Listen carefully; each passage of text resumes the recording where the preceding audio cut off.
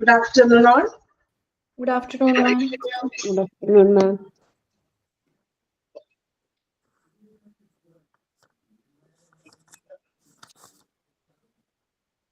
Okay. So വീണ്ടും ഇന്ന് ഞാൻ തന്നെയാണ് നിങ്ങൾക്ക് ഗവർണൻസിന്റെ ക്ലാസ് പ്രതീക്ഷിച്ചിരിക്കുന്നു. ആണോ? കുറച്ച് പേര് അങ്ങനെ ആയിരിക്കും. മിസ് ഇന്നലെ ഒന്ന് പോയതല്ലോ എന്ന് വിചാരിച്ചിട്ടുണ്ടാവും. കുഴപ്പമില്ല, ഇന്നും കൂടി ഒന്ന് സഹിക്കണേ. ഗവർണൻസില്ല, പകരം മിസ് തന്നെയാണ് എടുക്കുന്നത്. സോ കുഴപ്പമുണ്ടോ, ബുദ്ധിമുട്ടുണ്ടോ? മിസ് ഇന്നലത്തെ ക്ലാസ് വന്നില്ലല്ലോ, റെക്കോർഡ് ക്ലാസ് വന്നിട്ടില്ല. ഇന്നലത്തെ റെക്കോർഡ് ക്ലാസ് ഞാനില്ലായിരുന്നു, കേറിയില്ലായിരുന്നു ഇന്നലെ.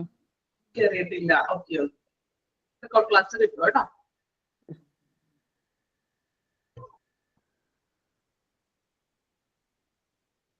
അപ്പൊ നമ്മള് ഇന്നലത്തെ ക്ലാസ്സില് പുതിയൊരു ചാപ്റ്റർ ആണ് സ്റ്റാർട്ട് ചെയ്തത്, employee benefits and employee relations. നമ്മളെ ട്രെയിനിങ് ഡെവലപ്മെന്റ് ഒക്കെ കഴിഞ്ഞ് ജോലിയിലേക്ക് എംപ്ലോയി പ്രവേശിച്ചു. ദെൻ അവർക്ക് അവിടെ നിന്ന് കിട്ടുന്ന ആനുകൂല്യങ്ങൾ, ബെനിഫിറ്റ്സുകളെ കുറിച്ചാണ് നമ്മൾ ഈ ഒരു ചാപ്റ്ററിൽ പഠിച്ചത്. അപ്പോ ഫസ്റ്റ് നമ്മൾ ഇന്നലെ നോക്കിയത് കൺസെപ്റ്റ് എന്താണ് എംപ്ലോയി ബെനിഫിറ്റ്സ് എന്നുള്ളത്. അപ്പൊ എംപ്ലോയി ബെനിഫിറ്റ്സ് എന്ന് പറഞ്ഞിട്ടുണ്ടെങ്കിൽ ഞാൻ ജസ്റ്റ് ഒന്ന് ഓടിച്ച് പറയാം കേട്ടോ. എംപ്ലോയി ബെനിഫിറ്റ്സ് എന്ന് പറഞ്ഞിട്ടുണ്ടെങ്കിൽ നമ്മളെ മന്ത്ലി നമ്മൾ വർക്ക് ചെയ്യുന്ന സാലറി കൊടുക്കും നമ്മൾ എംപ്ലോയിക്ക്, അല്ലെ? ഇപ്പൊ ഒരു കമ്പനിയിൽ വർക്ക് ചെയ്യുന്നുണ്ടെങ്കിൽ നമ്മൾ ഫിക്സ്ഡ് ആയിട്ടുള്ള ഒരു സാലറി, ഒരു നിശ്ചിത എമൗണ്ട് നമ്മൾ എല്ലാ മന്ത്ലിയും കൊടുക്കും. ഈ സാലറിക്ക് പുറമേ നമ്മൾ കൊടുക്കുന്ന ബെനിഫിറ്റ്സുകളെയാണ് എംപ്ലോയി ബെനിഫിറ്റ്സ് എന്ന് പറയുന്നത്. അപ്പൊ അത് ചിലപ്പോൾ ഇൻസെന്റീവ് ആയിട്ട് കൊടുക്കാം, അല്ലെങ്കിൽ ബോണസ് ആയിട്ട് കൊടുക്കാം, അല്ലെ? എന്നിങ്ങനെയുള്ളതൊക്കെയാണ് എംപ്ലോയി ബെനിഫിറ്റ്സ് എന്ന് പറയുന്നത്. ഇനി 3 വ്യക്തികൾ എംപ്ലോയി ബെനിഫിറ്റ്സിനെ കുറിച്ച് പറഞ്ഞിട്ടുള്ള ഡെഫിനേഷൻ ആണ് നെക്സ്റ്റ് നമ്മൾ നോക്കിയത്. ദെൻ ഫീച്ചേഴ്സ്, എംപ്ലോയി ബെനിഫിറ്റ്സിന്റെ പ്രത്യേകതകള്, അതുപോലെ തന്നെ ഒബ്ജക്റ്റീവ്സ്. അവിടെ വരെയാണ് നമ്മൾ ഇന്നലത്തെ ക്ലാസ്സിൽ നോക്കിയത്. ജസ്റ്റ് അത്രയും ഭാഗം ഒന്ന് വായിച്ചു നോക്കാം കേട്ടോ. ഒരു പ്രാവശ്യം ജസ്റ്റ് ഒന്ന് ഓടിച്ചിട്ടൊന്ന് വായിച്ചു നോക്കാം, എന്നിട്ട് നമുക്ക് അടുത്ത ക്ലാസ്സിലേക്ക് തുടങ്ങാം.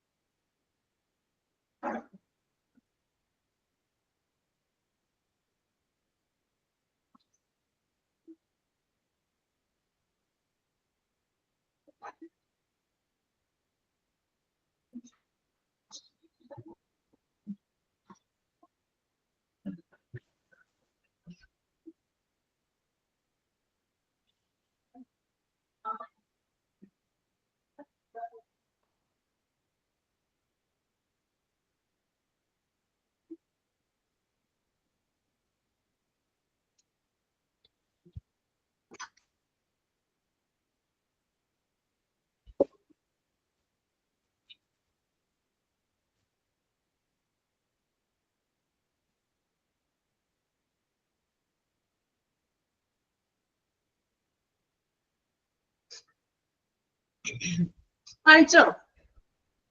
ഓക്കെ. ഇന്നലത്തെ ക്ലാസ്സിൽ അറ്റൻഡ് ചെയ്യാത്തവര് റെക്കോർഡ് ക്ലാസ് കിട്ടും. റെക്കോർഡ് ക്ലാസ് കാണാം കേട്ടോ. ഓക്കെ. ക്ലാസ് മിസ്സായിട്ടുള്ളവരോ ക്ലാസ് കാണാത്തവരൊക്കെ ഉണ്ടെങ്കിൽ റെക്കോർഡ് ക്ലാസ് ഉടൻ തന്നെ നിങ്ങൾക്ക് കിട്ടും. സോ റെക്കോർഡ് ക്ലാസ് എന്തായാലും കണ്ടിരിക്കണം കേട്ടോ. ഫസ്റ്റത്തെ ആ ഒരു സ്റ്റാർട്ടിങ് നമുക്ക് കിട്ടിയാൽ മാത്രം നമുക്ക് ആ ഒരു പിന്നീടുള്ള ആ ഒരു എന്തായാലും നമുക്കത് മനസ്സിലാക്കാൻ പറ്റുള്ളൂ. ഓക്കെ. എളുപ്പമാണ്, വലിയ ബുദ്ധിമുട്ടൊന്നുമില്ല. എംപ്ലോയീസിന്റെ ബെനിഫിറ്റ്സ് മാത്രമേ അവിടെ പറയുന്നുള്ളൂ. ഒരുപാടൊന്നും നമ്മൾ എടുത്തു പോയിട്ടില്ല. ജസ്റ്റ് ആ ഒരു ഒബ്ജക്റ്റീവ്സും അതുപോലെ തന്നെ ഫീച്ചേഴ്സും മാത്രമാണ് നമ്മൾ കഴിഞ്ഞ ക്ലാസ്സിൽ പറഞ്ഞത്. പിന്നെ അത് ഓക്കെ ആണല്ലോ, നിങ്ങൾ വായിച്ച് മനസ്സിലാക്കാം കേട്ടോ. നെക്സ്റ്റ് സെക്ഷൻ നോക്കാം, പ്രിൻസിപ്പിൾ ഓഫ് എംപ്ലോയി ബെനിഫിറ്റ്സ്. ഇനി നമ്മൾ പഠിക്കാൻ പോകുന്നത് എംപ്ലോയി ബെനിഫിറ്റ്സിന്റെ പ്രിൻസിപ്പിൾ ആണ്. പ്രിൻസിപ്പിൾ എന്ന് പറഞ്ഞാൽ എന്താണ്? തത്വങ്ങൾ, അല്ലെ? അതായത് എംപ്ലോയി ബെനിഫിറ്റ്സിൽ പറയുന്ന കാര്യങ്ങൾ എന്തൊക്കെയാണെന്ന്. ഓക്കെ. അപ്പൊ ജസ്റ്റ് അത് പോയിന്റേഴ്സ് ആയിട്ട് തന്നിരിക്കുകയാണ്, നിങ്ങളൊന്ന് മനസ്സിലാക്കി വെക്കുക പ്രിൻസിപ്പിൾസ് എന്തൊക്കെയാണെന്ന്. നമ്മൾ ഓൾറെഡി പറഞ്ഞ കാര്യങ്ങളൊക്കെ തന്നെയാണ് അതിൽ വരുന്നത്. നോക്കാം.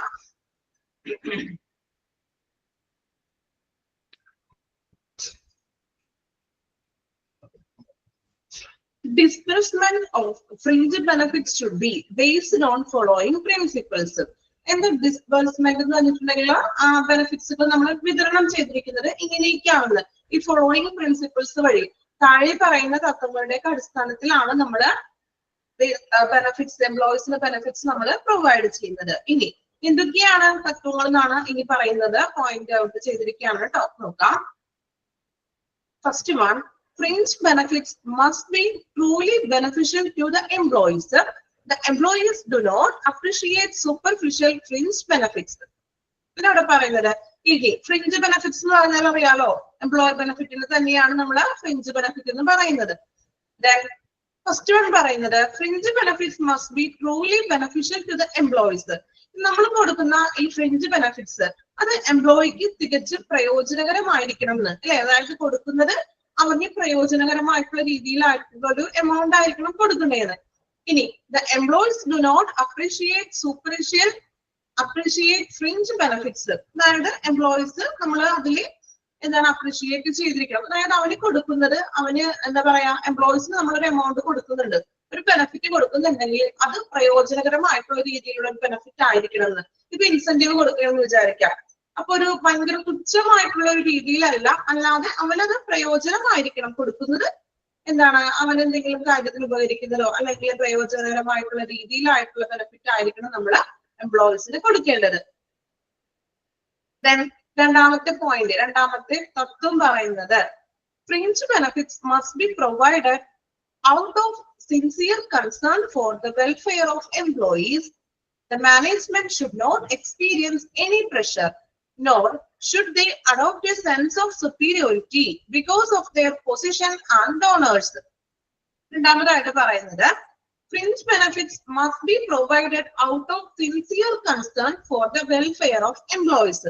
അതായത് എംപ്ലോയീസിന്റെ ആ ഒരു ക്ഷേമത്തില് ഒരു എന്താ പറയാ സിൻസിയർ ആയിട്ടുള്ള ഒരു ആത്മാർത്ഥപരമായിട്ടുള്ള ഒരു താല്പര്യത്തിന്റെ ആ ഒരു രീതിയിൽ എംപ്ലോയീസിന് നമ്മൾ ആനുകൂല്യങ്ങൾ കൊടുക്കണം എന്ന്. അതായത് ഇപ്പൊ എംപ്ലോയീസ് നല്ല രീതിയിൽ വർക്ക് ചെയ്യുന്നുണ്ടല്ലോ, അപ്പൊ ആ ഒരു കമ്പനിയുടെ മാനേജർ ആ ഒരു ആത്മാർത്ഥത, അവന്റെ ആത്മാർത്ഥതയ്ക്കുള്ള അല്ലെ നമ്മൾ ഇൻസെന്റീവ് ഒക്കെ കൊടുക്കുന്നത് എങ്ങനെയാണ് ശരിക്കും, അവനൊരു ഫിക്സ്ഡ് സാലറി ഇപ്പൊ നമ്മൾ കൊടുക്കുന്നുണ്ടാകും കമ്പനി, പക്ഷെ അവൻ നന്നായിട്ട് വർക്ക് ചെയ്യുന്ന വേണ്ടിയാണ്. ഇപ്പൊ നമ്മൾ പറയാറുണ്ട് എപ്പോഴും ടാർഗറ്റ് ബേസ്ഡ് ജോബ് ഒക്കെ ആണെങ്കിൽ അല്ലെ, ഇപ്പൊ നിങ്ങൾ തന്നെയാണെങ്കിലും അഡ്മിഷൻ ഒക്കെ എടുക്കുന്ന ഒരു ജോലിയൊക്കെയാണെന്ന് വിചാരിക്കാം. അല്ലെങ്കിൽ ഇപ്പൊ ഒരു എക്സാമ്പിൾ പറയണമെങ്കിൽ നമ്മുടെ ഐഡിയ എയർടെൽ പോലുള്ള അവിടെ നിന്നൊക്കെ നമ്മൾ വിളിക്കാറില്ലേ നിങ്ങളെ കണക്ഷൻ എടുക്കാനും മറ്റുമൊക്കെ ആയിട്ട് വിളിക്കാറുണ്ടോ? വിളിക്കാറില്ലേ? നമുക്ക് കോൾസ് വരാറുണ്ട് അല്ലെ. നിങ്ങളുടെ കണക്ഷൻ ഏതാണ്, ഐഡിയയിലോട്ട് ചേഞ്ച് ആവാനൊക്കെ താല്പര്യമുണ്ടോ എന്നൊക്കെ ചോദിച്ച് വിളിക്കും അല്ലെ. അപ്പൊ അവരിങ്ങനെ അത്രയും എന്താ പറയാ ഭയങ്കരമായിട്ട് ഇങ്ങനെ വായിട്ടടിച്ച് സംസാരിച്ചുകൊണ്ടല്ലേ ഒരു കണക്ഷൻ എടുപ്പിക്കുന്നത്. സോ അവർക്കൊരു ഫിക്സ്ഡ് സാലറി ഉണ്ടാകും. ദെൻ അതിന് പുറമെ ചിലപ്പോൾ ഓരോ എംപ്ലോയീസിന് അല്ലെങ്കിൽ ഓരോ കണക്ഷൻ അവരെ എടുക്കുന്നത് കൊണ്ട് അവർക്ക് പ്ലസ് ഇൻസെന്റീവ് കിട്ടും. അത് അവർ അത്രയും കിടന്ന് വർക്ക് ചെയ്തത് കൊണ്ടാണ് അവർക്ക് എന്ത് കിട്ടുന്നത്, ഈ ഇൻസെന്റീവ് എന്ന് പറയുന്നത് ലഭിക്കുന്നത്. സോ ഇവിടെ പറയുന്നത് ഈ ഫ്രിഞ്ച് ബെനിഫിറ്റ്സ് നമ്മൾ കൊടുക്കുന്നത് ആ വെൽഫെയറിന്റെ അവർ ചെയ്യുന്ന എംപ്ലോയീസിന്റെ ഒരു ആത്മാർത്ഥതയ്ക്ക് ആ ഒരു ആത്മാർത്ഥപരമായിട്ട് നമ്മൾ കൊടുക്കുന്നതാണ് എന്താ ഈ എംപ്ലോയി ബെനിഫിറ്റ്സ് എന്ന് പറയുന്നത്. So management should not experience any pressure, nor should they adopt a sense of superiority because of their position and donors. ഇവിടെ പറയുന്നത് എംപ്ലോയീസിന്റെ ആ ഒരു ആത്മാർത്ഥതയ്ക്ക് പരമായിട്ടാണ് നമ്മൾ എംപ്ലോയിക്ക് ബെനിഫിറ്റ്സ് നമ്മൾ കൊടുക്കുന്നത്. ദെൻ അതുപോലെ തന്നെ ഈ എംപ്ലോയീസ് അതായത് തൊഴിലാളികൾ മാനേജ്മെന്റിന് അധികം സമ്മർദ്ദം ചെലുത്താനും പാടില്ല എന്ന്. അതായത് അവര് നമ്മൾ ചെയ്യുന്ന ജോലിക്കുള്ള ഇൻസെന്റീവ്സും ബെനിഫിറ്റ്സ് ഒക്കെ തരുന്നുണ്ട്. ഇനി ഈ ബെനിഫിറ്റ്സ് തരണം എന്ന് പറഞ്ഞുകൊണ്ട് എംപ്ലോയി എന്ത് ചെയ്യാൻ പാടില്ല, ഒരുപാട് പ്രഷർ ചെലുത്താൻ പാടില്ല. Then nor should they adopt a sense of superiority because of their position as donors. അതുപോലെ തന്നെ എന്താണ് ഇനി പ്രൊവൈഡർ എന്ന നിലയിൽ, അതായത് ഞങ്ങൾ മാനേജർ ആണ് അല്ലെങ്കിൽ കമ്പനിയുടെ മാനേജർ ഞാനാണ് എന്നൊരു ആ ഒരു പ്രൊവൈഡർ എന്ന നിലയിൽ ഒരുപാട് സുപ്പീരിയോറിറ്റിയും കാണിക്കാൻ പാടില്ല എംപ്ലോയീസിനോട്. കാരണം എന്താണ്, എംപ്ലോയി ആണ് അവിടെ കൂടുതൽ അവിടെ വർക്ക് ചെയ്യുന്നത് കമ്പനിയിൽ അല്ലെ. ഒരു മാനേജറെക്കാളും മാനേജർ കമ്പനിയുടെ ഓണർ ആയിരിക്കാം, പക്ഷേ ഓണറിലുപരി അവിടെ വർക്ക് ചെയ്യുന്നത് സ്റ്റാഫിനാണ് അവിടെ ഇമ്പോർട്ടൻസ്. ആണോ? നമ്മളൊരു സ്ഥാപനത്തിൽ വർക്ക് ചെയ്യുന്നുണ്ടോ, കമ്പനിയുടെ ഓണറും കാര്യങ്ങളൊക്കെ ഉണ്ട്, എങ്കിലും അവിടെ കൂടുതൽ വർക്ക് ചെയ്യുന്നത് ആരാണ്, അവിടെയുള്ള സ്റ്റാഫുകളാണ്. സോ ഒരു പ്രൊവൈഡർ എന്ന നിലയിൽ അവരും എന്താ പറയാ ഒരുപാട് ഭയങ്കര ഞങ്ങൾ വലിയ പൊസിഷൻ ആണ് എന്നുള്ള രീതിയിലും പെരുമാറാൻ പാടില്ല. എംപ്ലോയീസ് എന്ത് ചെയ്യാൻ പാടില്ല, മാനേജർമാരോട് ഒരുപാട് പ്രഷർ സമ്മർദ്ദം ചെലുത്താനും പാടില്ല. അവര് നമ്മൾ ചെയ്യുന്നതിനുള്ള ജോലിക്കുള്ള എന്താ സെപ്പറേറ്റ് ആയിട്ടുള്ള ബെനിഫിറ്റ്സ് നമുക്ക് തന്നിരിക്കുന്നു. ഓക്കെ, ക്ലിയർ ആണോ? പോയിന്റ്സുകൾ അങ്ങനെയാണ് കേട്ടോ. ഞാൻ കുറച്ചുകൂടി നിങ്ങൾക്ക് നിങ്ങളുടേതായിട്ടുള്ള ഭാഷയിലോട്ടാണ് ഞാൻ അതിനെ പറയുന്നത്. കാരണം ചിലപ്പോൾ നിങ്ങൾക്ക് സെന്റൻസ് വായിക്കുമ്പോൾ അത്ര എങ്ങനെയാണെന്നുള്ളൊരു ക്ലാരിറ്റി കിട്ടില്ല. ഞാൻ നിങ്ങൾക്ക് മനസ്സിലാകുന്ന നമ്മൾ സംസാരിക്കുന്ന ആ ഒരു രീതിയിലോട്ടാണ് അതിനെ ഞാൻ പറയുന്നത്. മനസ്സിലാവുന്നുണ്ടോ? തത്വങ്ങളാണ്. അത് നിങ്ങളൊന്ന് മനസ്സിലാക്കി പഠിച്ചാൽ മതി. ഓക്കെ, ഇനി മൂന്നാമത്തെ നോക്കാം. The benefit should be proportionate to the cost. ഇനി നമ്മൾ കൊടുക്കുന്ന ബെനഫിറ്റ് കോസ്റ്റിന് ആനുപാതികമായിരിക്കണം എന്ന്, ചെലവിന് ആനുപാതികമായിട്ടുള്ള ഒരു ബെനഫിറ്റ് ആയിരിക്കണം നമ്മൾ കൊടുക്കേണ്ടത്. നമ്മൾ ഇന്നലെ പഠിച്ചില്ലേ, അധിക ചെലവാണ് അല്ലെ എംപ്ലോയി, ഒരു സ്ഥാപനത്തിലെ കമ്പനി ഓണർക്ക് അധിക ചെലവാണ് എംപ്ലോയിക്ക് ബെനഫിറ്റ് കൊടുക്കുക എന്ന് പറഞ്ഞത്. ഇന്നലെ പഠിച്ചത് ഓർമ്മയുണ്ടോ? ഒബ്ജക്റ്റീവിലാണോ പഠിച്ചത്? സാലറി എന്ന് പറഞ്ഞൊരു എമൗണ്ട് കൊടുക്കണം, അതിന് പുറമെ വരുന്നതാണ് ശരിക്കും അവർക്ക് കോസ്റ്റ് ആണ്, അത് ചിലവാണ്. സോ ചിലവിന് ആനുപാതികമായിട്ടായിരിക്കണം നമ്മള് ബെനഫിറ്റ്സ് കൊടുക്കേണ്ടത്. ഓക്കെ, ഇനി നാലാമത്തെ നോക്കാം. Administration of fringe benefits must be well planned and should be considered by everyone. അതുപോലെ തന്നെ ബെനഫിറ്റ്സ് നമ്മൾ എംപ്ലോയീസിന് കൊടുക്കുമ്പോൾ അത് നല്ല രീതിയിൽ ആസൂത്രണം ചെയ്തിട്ടായിരിക്കണം കൊടുക്കേണ്ടത്. അല്ലാതെ ഇപ്പൊ വർക്ക് ചെയ്തിട്ടില്ലെങ്കിൽ വെറുതെ ചുമ്മാ എല്ലാവർക്കും ബെനഫിറ്റ്സ് അങ്ങനെയല്ല, മറിച്ച് അതിനൊരു പ്ലാനിങ് ഒക്കെ വേണം. നമുക്ക് എത്രത്തോളം ബെനഫിറ്റ്സ് കൊടുക്കണം, അല്ലെങ്കിൽ ഇൻസെന്റീവ് കൊടുക്കണോ, എത്ര രൂപയാണ് ഇൻസെന്റീവ് കൊടുക്കേണ്ടത്, അല്ലെങ്കിൽ ബോണസ് എത്ര രൂപ വെച്ച് നമ്മൾ ഒരു സ്റ്റാഫിന് കൊടുക്കണം, എന്നിങ്ങനെയുള്ള കാര്യങ്ങളൊക്കെ നമ്മൾ കൃത്യമായിട്ടും ആസൂത്രണം ചെയ്തിരിക്കണം. Then should be considered by everyone. അതുപോലെ തന്നെ എല്ലാവർക്കും അനുയോജ്യമായിട്ടുള്ള രീതിയിലായിരിക്കണം നമ്മൾ ബെനഫിറ്റ്സ് കൊടുക്കാൻ. അല്ലെങ്കിൽ സെലക്ടഡ് ആയിട്ടുള്ള പേഴ്സൺസിന് മാത്രം ബെനഫിറ്റ്സ് കൊടുക്കാൻ പാടില്ല. അല്ലെ, ഇപ്പൊ നമ്മളൊരു സ്ഥാപനത്തിൽ വർക്ക് ചെയ്യുകയാണ്, നിങ്ങളുടെ ഒപ്പം വർക്ക് ചെയ്യുന്ന 1-2 പേർക്ക് മാത്രം ഇൻസെന്റീവ് കൊടുക്കുന്നു, നിങ്ങളും ഒരുപോലെ വർക്ക് ചെയ്യുന്നു. അങ്ങനെയാണെങ്കിൽ അവിടെ ഒരു എന്താ പറയാ, അങ്ങനെ ചെയ്യാൻ പാടുണ്ടോ ഒരു കമ്പനി? കാരണം നമ്മൾ എല്ലാവരും ഈക്വൽ ആയിട്ട് വർക്ക് ചെയ്യുന്നതാണ്. അതിൽ വളരെ സെലക്റ്റീവ് ആയിട്ടുള്ളവർ മാത്രം നോക്കിയിട്ട് ബെനഫിറ്റ്സ് കൊടുത്തിട്ടുണ്ടെങ്കിൽ അതൊരു ശരിയായിട്ടുള്ള നടപടിയാണോ? ആണോ? എന്താണ് നിങ്ങളുടെ അഭിപ്രായം? നിങ്ങൾ വർക്ക് ചെയ്യുന്നുണ്ട്, നിങ്ങളുടെ ഒപ്പം ഇരിക്കുന്നവർ വർക്ക് ചെയ്യുന്നു. സോ അതില് വളരെ സെലക്റ്റീവ് ആയിട്ടുള്ളവർക്ക് മാത്രം ഇൻസെന്റീവ് ഒക്കെ കൊടുത്തിട്ടുണ്ടെങ്കിൽ അതൊരു കമ്പനിക്ക് ചേരുന്നതാണോ? അല്ല. സോ അതിനാൽ എല്ലാവർക്കും അനുയോജ്യകരമായിരിക്കണം. അതുപോലെ തന്നെ എന്താണ്, വെൽ പ്ലാനഡ് ആയിരിക്കണം. നമുക്ക് ഏത് രീതിയിൽ കൊടുക്കാം, അല്ലെങ്കിൽ എന്തെല്ലാം ആനുകൂല്യങ്ങൾ കൊടുക്കണം, ഇൻസെന്റീവ് ആണോ, എത്ര പെർസെന്റേജ് നമുക്ക് ഇൻസെന്റീവ് കൊടുക്കാം എന്നുള്ള കാര്യങ്ങൾ കൃത്യമായിട്ടും ആസൂത്രണം ചെയ്തിരിക്കണം. ഓക്കെ, ഇനി അഞ്ചാമത്തെ പോയിന്റ് നോക്കാം. Concern of employees should be respected as far as possible, and negotiating capacity of the labor union should be also taken into consideration. നോക്കാം, അതായത് എംപ്ലോയീസിന്റെ ആശയങ്ങളെ നമുക്ക് റെസ്പെക്ട് കൊടുക്കണമെന്ന്. അല്ലെ, ഇപ്പൊ നമ്മളൊരു കമ്പനിയിൽ, ഒരു സ്ഥാപനത്തില് മീറ്റിംഗ്സുകളൊക്കെ നമ്മൾ കൂടുന്നു പറഞ്ഞു ഇല്ലേ? ഇപ്പൊ മീറ്റിംഗ്സ് ഒക്കെ കൂടുമ്പോൾ നമ്മൾ പറഞ്ഞു നമ്മൾ ഓരോ സ്റ്റാഫുകളുടെ അവരുടെ ഒപ്പീനിയനും കൂടി റെസ്പെക്ട് കൊടുക്കണമെന്ന്. അവരുടെ ആശയങ്ങളും അവർക്ക് പറയാനായിട്ടുള്ള സാഹചര്യങ്ങൾ കൊടുക്കുക. അല്ലെങ്കിൽ അവർക്ക് അവരുടെ കാര്യങ്ങൾ, അല്ലെങ്കിൽ ഇപ്പൊ കമ്പനിക്ക് വേണ്ടിയിട്ട് ചിലപ്പോൾ പല കാര്യങ്ങളും പറയാനൊക്കെ ഉണ്ടാവും. സോ ആ എംപ്ലോയീസിന് ഒരു റെസ്പെക്ട് നമ്മൾ കൊടുത്തിരിക്കണം. And the negotiating capacity, negotiate എന്ന് വെച്ചാൽ എന്താണ്, ചർച്ചകളൊക്കെ ചെയ്യുമല്ലോ. അതായത് ഇപ്പൊ നമ്മൾ യൂണിയനുമായിട്ടൊക്കെ ചേർന്നുകൊണ്ട് ചർച്ചകളൊക്കെ നടക്കും. സോ നമ്മൾ തൊഴിലാളികൾ യൂണിയന്റെ ഈ ചർച്ചയെയും നമ്മൾ പരിഗണിക്കണം എന്ന്. അതായത് ഇപ്പൊ ഏതൊരു കമ്പനിയിലൊക്കെ ആണെങ്കിലും അവിടെ ഒരു യൂണിയൻ ഉണ്ടാകും, ട്രേഡ് യൂണിയൻ ഒക്കെ പോലുള്ള യൂണിയൻസ് ഉണ്ടാകും. ഇപ്പൊ യൂണിയനിൽ കുറെ കാര്യങ്ങൾ ചർച്ചയൊക്കെ ചെയ്യും. ഇപ്പൊ എംപ്ലോയീസിന്റെ സാലറിയുടെ ബേസിസിലുള്ളതോ ബെനിഫിറ്റ്സുമായിട്ട് ബന്ധപ്പെട്ടതോ ചർച്ചകളൊക്കെ നടത്തും. സോ ആ ചർച്ചകളെയും കൂടി പരിഗണിക്കണം എന്ന്. എംപ്ലോയീസിനെ റെസ്പെക്ട് ചെയ്യുക, ദെൻ ഇങ്ങനെയുള്ള യൂണിയന്റെ ചർച്ചകളെയും കൂടി നമ്മൾ പരിഗണിക്കണം. എന്നിട്ടായിരിക്കണം നമ്മൾ എംപ്ലോയിക്ക് ബെനിഫിറ്റ്സ് കൊടുക്കേണ്ടത്. ആറാമത്തെയും ഏഴാമത്തെയും കൂടി 3 പോയിന്റും കൂടി ഉണ്ട്. വായിച്ചിട്ട് മതിയോ? ഫസ്റ്റ് 5 വായിച്ചു നോക്കാം. വായിച്ചു നോക്കിക്കോളൂ കേട്ടോ. പ്രിൻസിപ്പിൾ ആണ് ആദ്യത്തെ 5 വായിച്ചു നോക്കാം, മനസ്സിലാക്കി വായിച്ചാൽ മതി. ഇത് ബൈഹാർട്ട് ചെയ്ത് പഠിക്കാനൊന്നും പറ്റില്ല, കുറച്ച് ബുദ്ധിമുട്ടുള്ള ഒരു ഏരിയയാണ്. മനസ്സിലാക്കി പഠിക്കാം കേട്ടോ. നിങ്ങൾക്ക് മാക്സിമം ഞാൻ സിമ്പിൾ ആയിട്ടാണ് ഇതിനെ പറഞ്ഞു തരുന്നത്. എന്തെങ്കിലും മനസ്സിലാവാത്തത് എന്തെങ്കിലും വായിച്ചതിന് ശേഷം ചോദിച്ചോളൂ കേട്ടോ.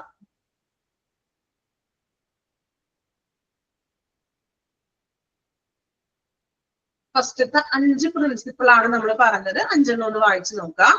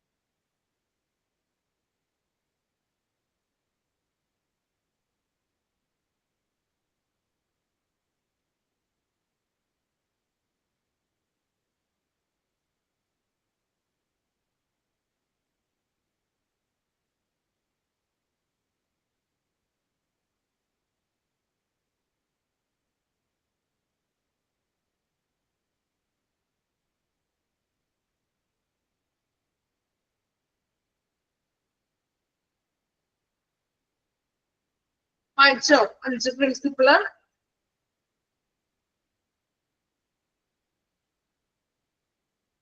ഓക്കെ, ഇനി ക്ലിയർ ആണോ വായിച്ചിട്ട്?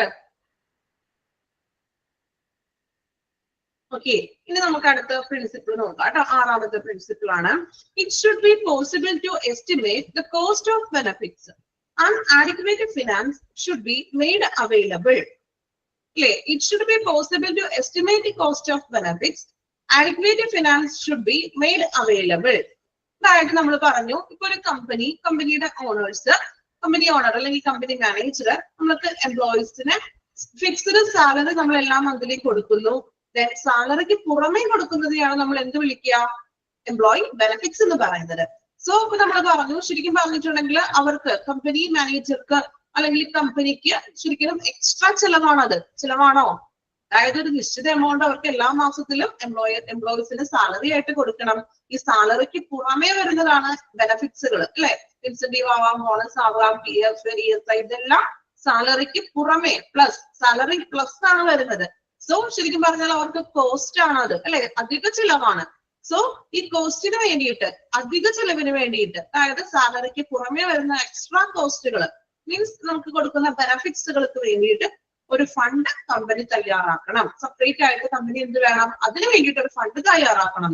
ഇങ്ങനെയുള്ള സാലറിക്ക് പുറമേ നമ്മൾ കൊടുക്കുന്ന എംപ്ലോയി ബെനിഫിറ്റ്സിന് വേണ്ടിയിട്ട് നമ്മൾ എക്സ്ട്രാ ഒരു ഫണ്ട് കമ്പനി തയ്യാറാക്കണം. ഓക്കെ, ഇനി 7th point, the benefit must be as broad based as possible.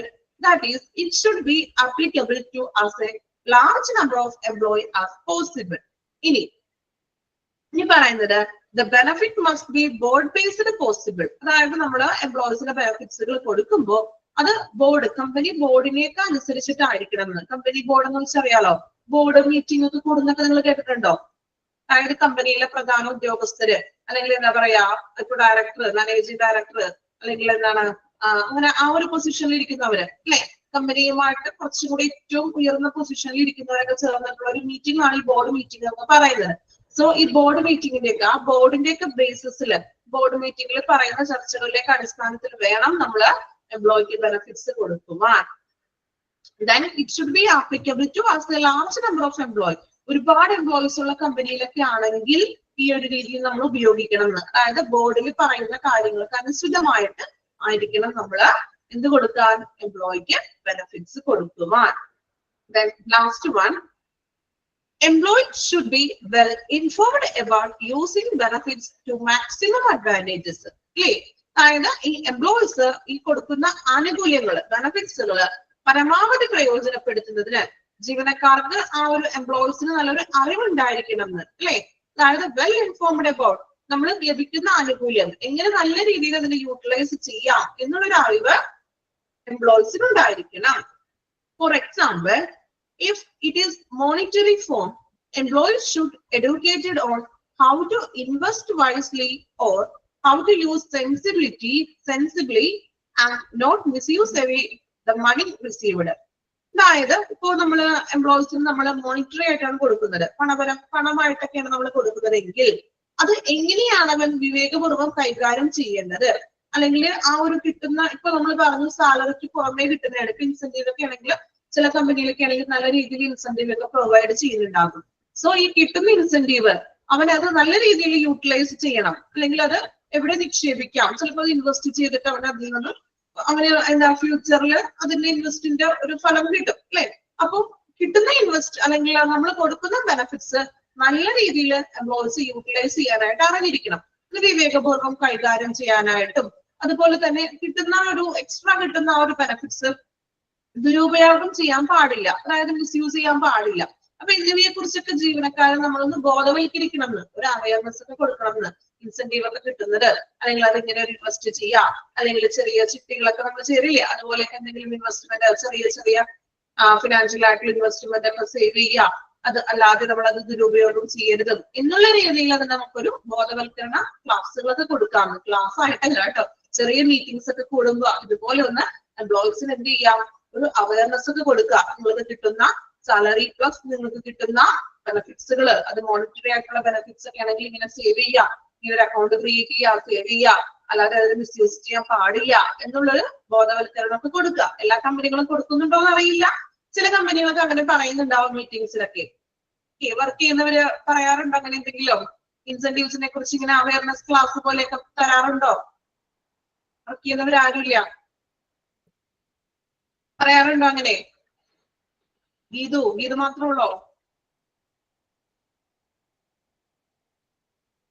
Okay, എല്ലാ കമ്പനികളും പറയുമെന്ന് നമുക്ക് ഉറപ്പൊന്നും ഇല്ല കേട്ടോ. എങ്കിലും മിക്ക കമ്പനികളും ഇതുപോലെ മീറ്റിംഗ്സ് ഒക്കെ കൂടുമ്പോഴായിരിക്കും ഇങ്ങനെയുള്ള കാര്യങ്ങളൊക്കെ കൂടുതൽ അവിടെ ചർച്ച ചെയ്യുന്നത്. ഓക്കെ, ഇത്രയുമാണ് നമ്മുടെ പ്രിൻസിപ്പിൾസ് എന്ന് പറയുന്നത്, എംപ്ലോയി ബെനിഫിറ്റ്സിന്റെ തത്വങ്ങൾ. ഇനി ഒന്ന് വായിച്ചു നോക്കാം കേട്ടോ. എല്ലാ പോയിന്റ്സും ഒന്ന് വായിക്കണേ, മനസ്സിലാക്കി വായിച്ചാൽ മതി. നിങ്ങൾ എവിടെയെങ്കിലും ഡൗട്ട്സ് ഉണ്ടെങ്കിൽ ചോദിച്ചോളൂ.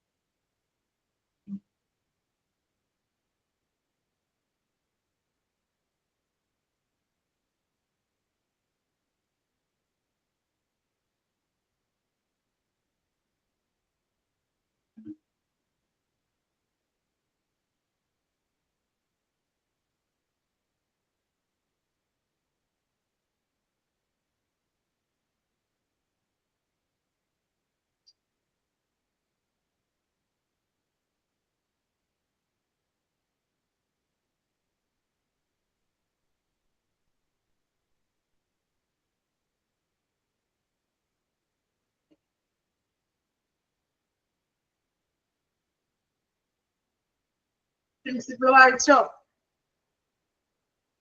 മനസ്സിലാക്കി വായിക്കുക കേട്ടോ. കംപ്ലീറ്റ് ചെയ്തു എല്ലാവരും? കംപ്ലീറ്റ് ചെയ്യാനുള്ളവർ പെട്ടെന്ന് വായിച്ച് കംപ്ലീറ്റ് ചെയ്യാം കേട്ടോ.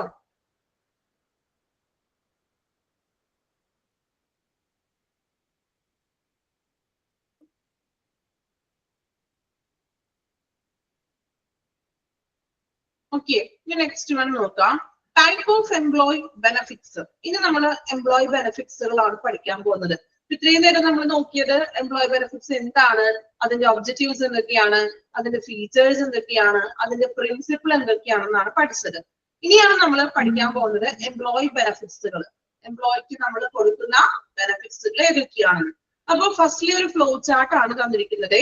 അപ്പൊ ഈ ഫ്ലോ ചാർട്ട് പഠിക്കുന്നതിന് മുൻപായിട്ട് നമുക്ക് ഈ ഫ്ലോ ചാർട്ട് എന്ന് പറയുന്നത് ഓരോ നമ്മൾ കൊടുക്കുന്ന ബെനഫിറ്റ്സുകളുടെ ഒരു ഫ്ലോ ചാർട്ട് ആണ്. ഈ പറഞ്ഞിരിക്കുന്ന ബെനഫിറ്റ്സുകളെയാണ് ഫ്ലോ ചാർട്ട് രൂപേണ എഴുതിയിരിക്കുന്നത്.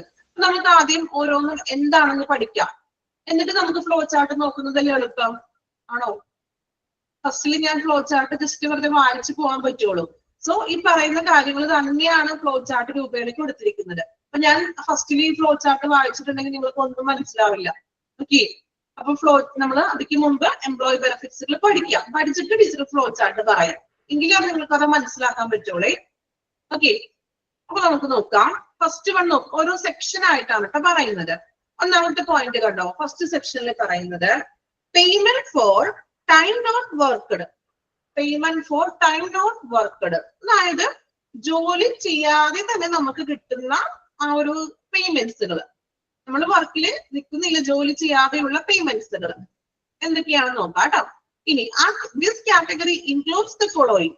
ആ ഒരു കാറ്റഗറിയിൽ ഇൻക്ലൂഡ് ചെയ്യുന്ന കാര്യങ്ങളാണ് പഠിക്കാൻ പോകുന്നത്. അതില് 4 കാര്യങ്ങളാണ് payment for time not work. നോക്കാം, അതിൽ വരുന്നതാണ് holiday pay, paid holidays, shift premium, paid vacation. Okay, എന്തൊക്കെയാണ് നോക്കാം കേട്ടോ.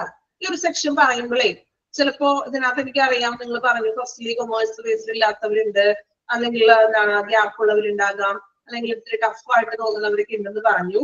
സോ ഈ ഒരു സെക്ഷൻ പഠിക്കുമ്പോൾ ചിലപ്പോൾ നിങ്ങൾക്ക് കുറച്ച് ബുദ്ധിമുട്ടൊന്നും ഇല്ല കേട്ടോ. നിങ്ങൾക്ക് ഞാൻ മാക്സിമം നിങ്ങളുടേതായിട്ടുള്ള ഭാഷയിലാണ് ഞാൻ മാക്സിമം പറഞ്ഞു തരാൻ ശ്രമിക്കുന്നത്. കാരണം ഒരുപാടൊന്ന് തിയററ്റിക്കൽ ബേസിൽ പറഞ്ഞിട്ടുണ്ടെങ്കിൽ ചിലപ്പോ എല്ലാവർക്കും ഒരേ ലെവലിൽ അത് മനസ്സിലാക്കാൻ ബുദ്ധിമുട്ടുണ്ടാകും. അപ്പൊ അത് കുഴപ്പമില്ല, നിങ്ങൾക്ക് മനസ്സിലാവുന്ന രീതിയിലോട്ട് ഞാൻ പറഞ്ഞെത്തിക്കും. ഓക്കെ, നോക്കാം. അപ്പൊ ഫസ്റ്റ് വൺ ഹോളിഡേ പേ. എന്താണ് ഹോളിഡേ പേ എന്ന് പറയുന്നത് നോക്കാം കേട്ടോ. മീൻസ് ഇതൊരു കൊമേഴ്സ് ബേസ്ഡ് ഇല്ലാത്തവർക്കൊക്കെ ആണെങ്കിൽ ഇതെല്ലാം ഒരു പുതിയൊരു അറിവായിരിക്കും കേട്ടോ. ഇതൊക്കെ നമ്മൾക്ക് നിത്യജീവിതത്തിൽ അറിഞ്ഞിരിക്കേണ്ട കാര്യങ്ങളാണ് അല്ലെ. നമ്മൾ കോമൺ ആയിട്ട് നമ്മുടെ ജനറൽ ആയിട്ടുള്ള നമ്മുടെ ഒരു ലൈഫിൽ ഇതൊക്കെ അറിഞ്ഞിരിക്കേണ്ട കാര്യങ്ങളാണ്. ഭാവിയിൽ നിങ്ങൾ ഒരു കമ്പനിയിലൊക്കെ ജോലിക്കൊക്കെ പോകേണ്ട ആളുകളാണ് അല്ലെ. പോകൂല എല്ലാവരും ഫ്യൂച്ചറില് പഠിച്ചൊക്കെ കഴിഞ്ഞിട്ടേ നമ്മൾ ജോലിയിലൊക്കെ കയറണ്ടേ. അപ്പൊ നമ്മൾ ഇങ്ങനെയുള്ള കാര്യങ്ങളൊക്കെ എന്തായാലും നിങ്ങൾ അറിഞ്ഞിരിക്കണം. ഓക്കെ, നോക്കാം. ഹോളിഡേ പേ എന്ന് പറയുന്നത് workers who have worked on paid holidays are paid double the rate of the normal salary. അതായത് വർക്കേഴ്സ് പെയ്ഡ് ഹോളിഡേയ്സിൽ അതായത് ഇപ്പൊ നമുക്ക് വർക്കിംഗ് ആയിട്ടുള്ള ഡേയ്സിൽ ഉണ്ടാകും, അല്ലാതെ വരുന്ന ഹോളിഡേയ്സിൽ അതായത് ഇപ്പൊ എക്സ്ട്രാ പറയുകയാണെങ്കിൽ ഇപ്പൊ എന്തെങ്കിലും റിലീജിയസ് ആയിട്ടുള്ള ഒരു സെലിബ്രേഷൻ അല്ലെങ്കിൽ റിലീജിയസ് ആയിട്ടുള്ള ഹോളിഡേയ്സ് ഒക്കെ വരുമ്പോൾ ആ ദിവസങ്ങളിൽ ഹോളിഡേ ആയിട്ടുള്ള ദിവസങ്ങളിൽ ഇപ്പോ എന്തെങ്കിലും ഇപ്പോ മേ ബി ക്രിസ്മസ് ഈസ്റ്റർ അങ്ങനെയൊക്കെ വന്നിട്ടുണ്ടെങ്കിൽ ഹോളിഡേ ആയിട്ടുള്ള ദിവസം നമ്മൾ വർക്ക് ചെയ്തിട്ടുണ്ടെങ്കിൽ ആ ദിവസത്തെ ഡബിൾ സാലറി ആയിരിക്കും നമ്മൾ കൊടുക്കുന്നതെന്ന്. അതായത് ഇപ്പൊ ഒരു ദിവസത്തെ പേയ്മെന്റ് ഇത്രയാണെങ്കിൽ അതിന്റെ ഡബിൾ ആയിരിക്കും നമ്മൾ എക്സ്ട്രാ ആ ഹോളിഡേക്ക് കയറിയിട്ടുണ്ടെങ്കിൽ നമുക്ക് കിട്ടുന്നത്. ഓക്കെ, ഇത് എല്ലാ കമ്പനിയും പ്രൊവൈഡ് ചെയ്യണമെന്ന് നിർബന്ധമൊന്നും ഇല്ല കേട്ടോ. ഈ ബെനിഫിറ്റ്സ് ഒക്കെ പറയുമ്പോൾ ഞാൻ പ്രത്യേകം പറയുന്നുണ്ട്, എല്ലാ കമ്പനിയും അതുപോലെ ചെയ്യണമെന്നൊന്നും ഇല്ല. അത് ഓരോ കമ്പനിയുടെ മാനേജ്മെന്റിനനുസരിച്ചൊക്കെ ഇരിക്കും. ഓക്കെ, അപ്പൊ ഹോളിഡേ പേ എന്ന് പറഞ്ഞിട്ടുണ്ടെങ്കിൽ ഹോളിഡേയ്സിൽ നമ്മൾ വർക്ക് ചെയ്യുകയാണെങ്കിൽ നോർമൽ ആ ഒരു ദിവസത്തെ സാലറി എത്രയാണോ അതിന്റെ ഡബിൾ റേറ്റിലായിരിക്കും നമുക്ക് ആ ഒരു ദിവസത്തെ പേയ്മെന്റ് നമുക്ക് തരുന്നത്. ഓക്കെ, കൺസിഡർ ചെയ്യുന്നത് എങ്ങനെയാണെന്ന്. ഇപ്പൊ ഒരു ദിവസം ഇപ്പൊ നമുക്കൊരു ഫിക്സ്ഡ് സാലറി ആണെങ്കിലും ഏകദേശം ഒരു ആവറേജ് ഒരു ദിവസം ഇത്ര രൂപ എന്ന് നിശ്ചയിച്ചിട്ടുണ്ടാവുമല്ലോ. അത് എത്രയാണോ അതിന്റെ ഡബിള് അതിന്റെ ഇരട്ടി ആയിരിക്കും നമ്മൾ ഹോളിഡേയിൽ വന്ന് വർക്ക് ചെയ്തിട്ടുണ്ടെങ്കിൽ ലഭിക്കുന്നത്. ചില സ്ഥാപനങ്ങളിൽ ആളുകൾ ഹോളിഡേയ്സ് ഒക്കെ പോയിട്ട് വർക്ക് ലോഡൊക്കെ വരുമ്പോൾ ഹോളിഡേയ്സിൽ പോയിട്ട് വർക്ക് ചെയ്യേണ്ടതായിട്ട് വരും. സോ ഇങ്ങനെ ഹോളിഡേയ്സിൽ വന്ന് വർക്ക് ചെയ്യുമ്പോൾ ആ ദിവസത്തിന്റെ എത്രയാണോ അവർക്ക് ലഭിക്കുന്നത് അതിന്റെ ഡബിൾ സാലറി അവർക്ക് ലഭിക്കുന്നുണ്ട്. ബെനിഫിറ്റ് അല്ലേ എംപ്ലോയിക്ക്? ബെനിഫിറ്റ് ആണോ? ഡബിൾ കിട്ടുന്നുണ്ട്. അവന് പോകുന്നതിന് അതിന് ഡബിൾ സാലറിയും കിട്ടുന്നു. ഇനി അടുത്തത് പെയ്ഡ് ഹോളിഡേയ്സ്. അതും ഏകദേശം ഇതുപോലെ തന്നെയാണ് കേട്ടോ. നോക്കാം. The Factory Act 1948 അണ്ടർലൈൻ ചെയ്യാം കേട്ടോ. ഫാക്ടറീസ് ആക്ട് അതായത് ഇതുപോലെ തൊഴിൽ സംബന്ധമായിട്ടുള്ള ഒരു ആക്ട് ആണ്, നിയമമാണ്. The Factory Act specifies that an adult worker shall have a weekly paid holiday, most probably on Sunday. A worker who is deprived of weekly holidays is eligible for the number of days equal to the number of holidays is deprived on of the same month. Some organization give two paid holidays in a week. അതായത് ഇതുപോലെ ഇപ്പൊ Sunday ഒക്കെ നമ്മൾ work ചെയ്തിട്ടുണ്ടെങ്കിലും അതിനനുസരിച്ചിട്ടുള്ള ഒരു benefits എംപ്ലോയിക്ക് കൊടുക്കുന്നു എന്ന് നമ്മൾ പറഞ്ഞല്ലോ. ഹോളിഡേ വർക്ക് ചെയ്യുന്നു, അല്ലാത്ത പക്ഷം ഇതുപോലെ നമ്മൾ ഇപ്പൊ ഒരു വീക്കില് എത്ര ദിവസമാണ്, ഇപ്പൊ ഒരു 6 വർക്കിംഗ് ഡേയ്സ് ആണെങ്കിൽ നമ്മൾ ആ ഒരു സൺഡേ കൂടി നമ്മൾ വർക്ക് ചെയ്തിട്ടുണ്ടെങ്കിൽ നമുക്ക് അതിനുള്ള ബെനിഫിറ്റ്സ് നമുക്ക് ലഭിക്കുന്നുണ്ട്. അതിനുള്ള എക്സ്ട്രാ പേയ്മെന്റും സൺഡേ വർക്ക് ചെയ്യുമ്പോൾ ആ ഒരു ഹോളിഡേയ്സിൽ ഒരു വീക്കിൽ നമുക്ക് ലഭിക്കുന്നു. പെയ്ഡ് ഹോളിഡേയ്സ് മറ്റേ നമ്മൾ ഹോളിഡേയ്സിൽ വർക്ക് ചെയ്യുന്നത് അതുപോലെ തന്നെ സെയിം ആണ് ഏകദേശം. ഇനി ഷിഫ്റ്റ് പ്രീമിയം അടുത്തത് നോക്കാം കേട്ടോ. ഷിഫ്റ്റ് പ്രീമിയം എന്താണ് പറയുന്നത് നോക്കാം.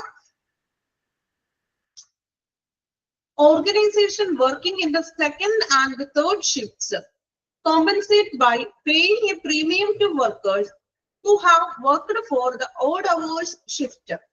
എന്താണ് പറയുന്നത്? അതായത് ഇപ്പൊ നമ്മള് ചില സ്ഥാപനങ്ങളൊക്കെ വർക്ക് ചെയ്യുമ്പോൾ ഷിഫ്റ്റ് ഡ്യൂട്ടീസ് ഒക്കെ ഉണ്ടാവും. ഇല്ലേ, കേട്ടിട്ടുണ്ടോ?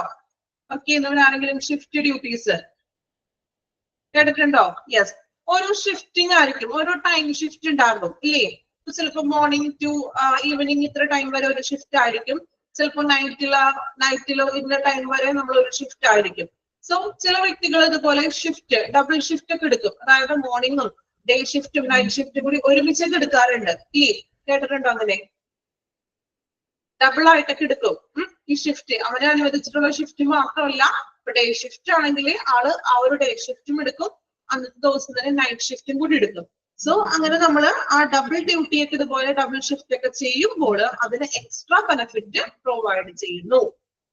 ഷിഫ്റ്റ് പ്രീമിയം എന്ന് പറഞ്ഞിട്ടുണ്ടെങ്കിൽ മനസ്സിലായോ? ഷിഫ്റ്റ് പ്രീമിയം എന്താണെന്ന്? അതായത് ഷിഫ്റ്റ് അനുവദിച്ചിട്ടുണ്ടാകും, പക്ഷെ അറ്റ് ടൈമിൽ തന്നെ ചിലപ്പോൾ ഡബിൾ ഡ്യൂട്ടി എടുക്കും. അതായത് ഡേ ഷിഫ്റ്റും എടുക്കും, ചിലപ്പോൾ നൈറ്റ് ഷിഫ്റ്റും എടുക്കും. സോ അങ്ങനെ നമ്മൾ ഡബിൾ ഡ്യൂട്ടി ഒക്കെ എടുക്കുമ്പോൾ അതിനനുസരിച്ചിട്ട് എംപ്ലോയീസിന് എന്താണ് അതിന്റെ എക്സ്ട്രാ ബെനിഫിറ്റ്സ്, അല്ലെങ്കിൽ എക്സ്ട്രാ എന്തെങ്കിലും പേയ്മെന്റ്സ് കിട്ടും, ലഭിക്കുന്നത്, പ്രൊവൈഡ് ചെയ്യുന്നു. ഓക്കെ, ഷിഫ്റ്റ് പ്രീമിയം മനസ്സിലായോ എന്താണെന്ന്? ഓക്കെ, ഇനി ഒന്ന് ഫസ്റ്റ് 3 ഒന്ന് വായിച്ചു നോക്കിയേ, പെട്ടെന്ന് വായിക്കാം കേട്ടോ. ഹോളിഡേ പേയും പെയ്ഡ് ഹോളിഡേസ്, ഷിഫ്റ്റ് പ്രീമിയം വായിച്ചു നോക്കാം.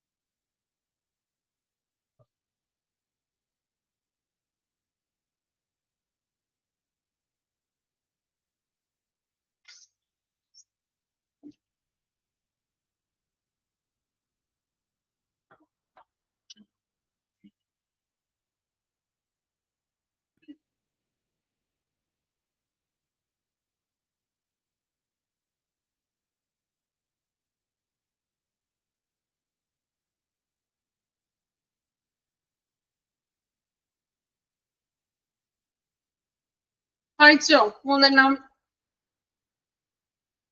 ഓക്കെ, ഇനി അതിൽ തന്നെ വരുന്നതാണ് പെയ്ഡ് വെക്കേഷൻ. നോക്കാം. Workers who have worked for 240 days in a calendar year in the mining, manufacturing and plantation sector are entitled for paid vacation at the rate of 1 day for every 20 days worked in case of adult workers, and at the rate of 1 day for every 50 days worked in a case of minors. എളുപ്പം പറഞ്ഞുതരാം. കണക്ക് കാര്യങ്ങളൊക്കെ പറയുമ്പോൾ ചിലപ്പോൾ നിങ്ങൾക്ക് confusion ആകും. അതായത് example പറയുകയാണെങ്കിൽ ഇവിടെ പറയുന്നത് ഇപ്പൊ മൈനിങ്, മാനുഫാക്ചറിങ്, മൈനിങ് എന്ന് വെച്ചാൽ അറിയാലോ, ഖനന പ്രവർത്തനങ്ങളൊക്കെ നടത്തുന്ന ഏരിയ, അതുപോലെ മാനുഫാക്ചറിങ്, അതുപോലെ പ്ലാന്റേഷൻ സെക്ടർ, തോട്ടം തൊഴിലാളികളൊക്കെ ഉണ്ടല്ലോ. ഇതൊരു 3 എക്സാമ്പിൾ വെറുതെ പറഞ്ഞിരിക്കുകയാണ്. ഇവിടെ മാത്രമല്ല, മറിച്ച് മിക്ക കമ്പനികളിലൊക്കെ ഇത് പ്രൊവൈഡ് ചെയ്യുന്നതാണ്. സോ ഇങ്ങനെയുള്ള സെക്ടേഴ്സുകളിൽ അവരുടെ ഇപ്പൊ ഒരു ഉദ്ദേശിക്കുന്നത് വെച്ചിട്ടുണ്ടെങ്കിൽ ഇപ്പൊ ഒരു വർഷത്തില് 240 ഡേയ്സ് ആണ് അവരുടെ ആ ഒരു വർക്കിംഗ് കലണ്ടർ കണക്കാക്കുന്നതെങ്കിൽ 240 ദിവസമുണ്ട് ഒരു വർഷത്തില്. അവരുടെ വർക്കിംഗ് ഡേയ്സ് എന്ന് പറഞ്ഞിട്ടുണ്ടെങ്കിൽ 240 ഡേയ്സ് ആണ് ഒരു വർഷത്തില് വർക്കിംഗ് ഡേയ്സ്.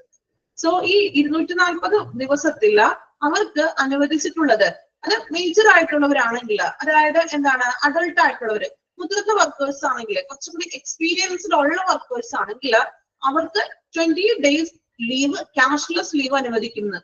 അതായത് ആ 20 ദിവസം, അതായത് ഒരു വർഷത്തിൽ അവർക്ക് 20 ലീവ് എടുക്കാണ്. അതില് ക്യാഷ് കട്ട് ചെയ്യണമൊന്നുമില്ല, ക്യാഷ്ലെസ് ആയിട്ടുള്ള ലീവാണ്. നമ്മൾ പറയില്ല, ഇപ്പൊ നമ്മളൊരു കമ്പനിയിൽ വർക്ക് ചെയ്യുമ്പോൾ ചിലപ്പോൾ ഒരു മാസത്തിൽ ഒരു ലീവ് അനുവദിച്ചിട്ടുണ്ടാകും. മിക്ക കമ്പനികൾ അങ്ങനെയാണ് അല്ലേ, ക്യാഷ്വൽ ലീവ് ആണ്, അത് ക്യാഷ്ലെസ് ആണ്. അപ്പൊ നമുക്ക് കട്ടിങ് ഒക്കെ ഉണ്ടെങ്കിൽ കട്ട് ചെയ്യില്ല, ഒരു മാസം ഒരു ലീവാണ് അനുവദിക്കുന്നത്. ഓക്കെ, ദെൻ ബാക്കി വരുന്ന ലീവിനായിരിക്കും കട്ട് ചെയ്യുന്നത്. അപ്പൊ ഇവിടെയും പറയുന്നത് ഒരു വർഷത്തില് 240 ദിവസം ഉണ്ടെന്ന് വിചാരിക്കാം. ആ ഒരു ഇയറിലെ കലണ്ടർ ഫിക്സ് ചെയ്തിരിക്കുന്നത് 240 ഡേയ്സ് ആണ് എങ്കിൽ 240 ദിവസത്തില് അതില് 20 ലീവ് അവർക്ക് ക്യാഷ്ലെസ് ആയിട്ട് അനുവദിച്ചിരിക്കുകയാണെന്ന് മുതിർന്നവർക്കാണെങ്കിൽ. ഇനി കുറച്ചും കൂടി മൈനർ ആയിട്ടുള്ളവർക്കാണെങ്കിൽ 15 ദിവസമാണ് ഈ ഒരു വർഷത്തിൽ അനുവദിച്ചിരിക്കുന്നത്. അപ്പൊ അങ്ങനെ ആ ലീവ് അവർക്ക് എടുക്കാം. അവിടെ അവർക്ക് ക്യാഷ്ലെസ് ആണ്, പേയ്മെന്റ് ഒന്നും നഷ്ടപ്പെടുന്നില്ല, ഫിക്സഡ് ആയിട്ടുള്ള ഒരു സാലറി തന്നെ കിട്ടുന്നു. ഇതിൽ കൂടുതൽ വരുമ്പോൾ അതായത് 20 ഡേയ്സിൽ കൂടുതലൊക്കെ വരുമ്പോൾ അതിനനുസരിച്ച് ചിലപ്പോൾ കട്ടിങ്ങും കാര്യങ്ങളൊക്കെ വന്നേക്കാം. മനസ്സിലായോ എന്താണ് പെയ്ഡ് വെക്കേഷൻ എന്ന്? മനസ്സിലായോ? ഇനി ആർക്കെങ്കിലും മനസ്സിലാവാത്തുണ്ടോ അത്? അതായത് നമ്മൾ നോർമലി നിങ്ങളൊരു കമ്പനിയിൽ ഇപ്പൊ പ്രൈവറ്റ് സ്ഥാപനങ്ങളൊക്കെ ആണെങ്കിൽ കൂടുതലും ഇതുപോലെ ലീവിന് കട്ട് ചെയ്യും. ഒരു ദിവസം ഇത്ര എമൗണ്ട് അവർ കാൽക്കുലേറ്റ് ചെയ്തിട്ടുണ്ടാകും. സോ അപ്പോൾ ലീവ് കട്ട് ചെയ്ത് പോകും നമ്മളുടേത്. പക്ഷെ ഒരു ക്യാഷ്ലെസ് ആയിട്ടുള്ള ലീവ് അനുവദിച്ചിട്ടുണ്ടാകും മാസത്തില്. ചിലപ്പോൾ 1 or 2 മിനിമം എനിക്ക് തോന്നുന്നു എല്ലായിടത്തും ഒരു ക്യാഷ്ലെസ് ലീവ് ആയിരിക്കും അനുവദിക്കുന്നത് അല്ലേ? ജോലിക്ക് പോകുന്നവരാണെങ്കിൽ അറിയാൻ പറ്റുമല്ലോ അല്ലേ? അപ്പൊ അതാണ് ഇവിടെ പറയുന്നത്. അത് ഒരു വർഷം കൗണ്ട് ചെയ്ത് പറഞ്ഞിരിക്കുകയാണ്. ഒരു വർഷത്തിൽ നമുക്ക് 240 ഡേയ്സ് ആണ് വർക്കിംഗ് ഡേയ്സ് എങ്കിൽ ആ ഒരു വർഷം അവർക്ക് ടോട്ടല് 20 ഡേയ്സ് ലീവ് എടുക്കാമെന്ന്. ഓക്കെ, ക്ലിയർ ആയോ പെയ്ഡ് വെക്കേഷൻ എന്താണെന്ന്? ഇനി മനസ്സിലാകാത്തവരുണ്ടോ ആരെങ്കിലും? ഇല്ല. ഓക്കെ, നമുക്ക് ഇതിനകത്ത് പറഞ്ഞിരിക്കുന്നത് എന്താ പറയാ, ഒരുപാട് തിയററ്റിക്കൽ ആയിട്ട് പറയുമ്പോൾ പെട്ടെന്ന് അത് മനസ്സിലാവണമെന്നില്ല.